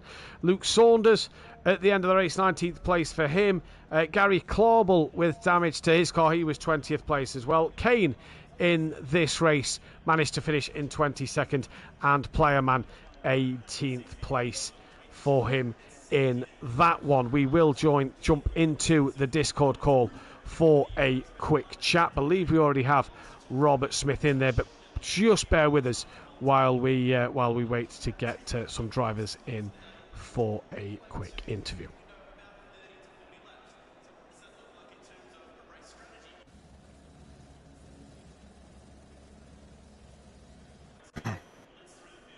So you should be able to hear us now. We are in the comms box on the Discord server for the interview, and I believe we've got Robert Smith who is in there, who we can first of all chat with. We'll just leave him on mute a second, so Robert, just give us a moment. So your championship standings then after the first 2 races of the season. It's been absolutely fantastic day of racing here at Bathurst. What an afternoon it has been. It's been plenty of drama, to say the least. And one thing we can say for sure is that Forever Forward Racing. They lead the way. They're on 17 points. They are clear of Team Richie Corsa, who are second place. The Dane train tied with Richie Corsa, 17 behind. Greasy Bandits, not the start they'd have wanted, 67 points behind. Stage 2 Motorsports are P5. Team Tom, P6 with Roadrunner Bandits, P7. Team FBR are P8 with Team Merlo, P9.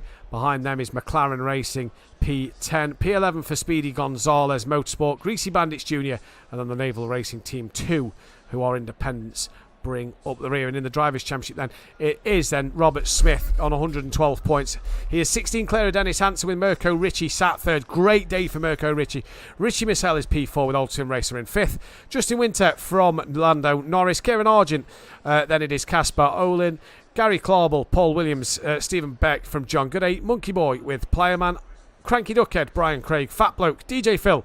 Luke Saunders, Darren Bell, Sam, John Andrews, Kane, Rob Smith, the Team Tom, Rob Smith, Mark Tucker, the Jackal, and then Shane Bainbridge, Francisco, a.k.a. Naval Gomez, Dean, Romeo Yoshi, Graham, and Leon Fernie yet to get off the mark with a score. We can now speak with Robert Smith. Robert, that is 2 great race wins and a great start to the season. Yeah. It was a pretty good one. I love that track and have raced it a lot. But I'm actually really genuinely surprised. After pits, I expected to be in third. I got to go back and watch the stream and see what happened to Dan and I think it was John Andrews. I think I fully expected to be in third coming out, but I came out with a healthy lead. Yeah, came out the pits with a healthy lead, and it was interesting to see that because Justin Winter was the man who was leading the race and had the gap over you, didn't he, in the early parts of that race? Yeah, when my BMW was full of fuel, I was having a hard time keeping pace with the Ferrari and the McLaren behind. I mean, Dan was on me for the entire first stint, and it was definitely tough to keep up with the pace they were setting in that first stint. Bit of damage towards the end of the race, so that cost you at the end. Lost a bit of performance in the car towards the last couple of laps. Yeah, it was driving okay. It just didn't have top speed. It was 57 seconds of damage. Pretty unfortunate there. I thought I had the racing line, but I guess I didn't. But we'll let the stewards sort that out. Yeah, indeed. 2 race wins out. We head to Misano next time out. What can you do around the championship leader? Obviously, drop scores start to take place from next week. So, different few factors to look out. And at the minute, as it stands, you will be starting race 1 at the back of the grid. Yeah, that's not going to help me at Misano. That's not. It's not one of my better tracks. I will hope to learn how to find a little pace there, but before next week, for sure. Robert, congratulations tonight. Well done. And we'll see you next week. Congratulations to Robert Smith, your 2-time race winner this evening. Dan, that is all we have time for. Also, he's Driver of the Day winner as well. Votes gone in, and he wins Driver of the Day this evening. So congratulations on that one as well. Audience vote for Driver of the Day. So fantastic to see there. Dan, Bathurst has caused dramas in GT4s. It's caused dramas in Pro-Am. It's your turn tomorrow night. We excited? I love this track. I absolutely thrive on this track. So I always look forward to racing at this circuit. That's why I picked it. It's been a while since we ran it. So yeah, bring it on. New car for me as well. So I'm excited to see how things go. But I got a big shout out to Robert Smith. Fantastic drive this evening. He definitely deserved Driver of the Day. I'm also going to give him Driver of the Day, but also a big shout out to Dennis Hansen for giving him a hard time. Justin Winter, obviously another one to say as well. But Lando Norris was the surprise for me. He looked like he was struggling in practice, but he got it all together in the race. But yeah, when the mountain bites, it bites, and Robert Smith is king of the mountain tonight, and we'll see how us pro boys will get on tomorrow night. Yeah, indeed. But for Matt, you Driver of the Day, and I know you looking forward to commentating on the pros tomorrow. Yeah, I'm going to give my Driver of the Day to Robert Smith. Again, honourable mentions. You mentioned Lando Norris there and Justin Winter and Dennis Hansen. I'm going to give Mirko Ricci a shout out, a 4th and a 6th. And we've seen Mirko in recent seasons not be at that kind of level. So the work he's put in this off-season, absolutely mega. Great drive from him. And as for tomorrow night, well, I can't wait to see this get going. Bit of a shorter grid in the pros, bit more quality over quantity in terms of lap times and racecraft, hopefully. It's going to be an interesting night's worth of racing. Yourself in a new car, Mike back in an old favourite, returning faces, same faces and new faces, as we once said. But like I say, when the mountain bites, it bites hard. And it is a risk and reward around this track. So it's 2 wins for myself and a win for Skunky in the GT4s. It's a double win for Robert Smith.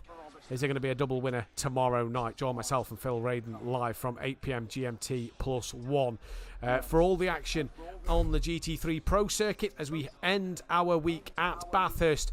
And then it is time to turn our attention to Tuesday night, where Dan Davis will be back in the box. And we're going to change the format slightly. We are going to add 2 5-minute practice sessions in between race 1 and quali 2, and in between race 2 and quali.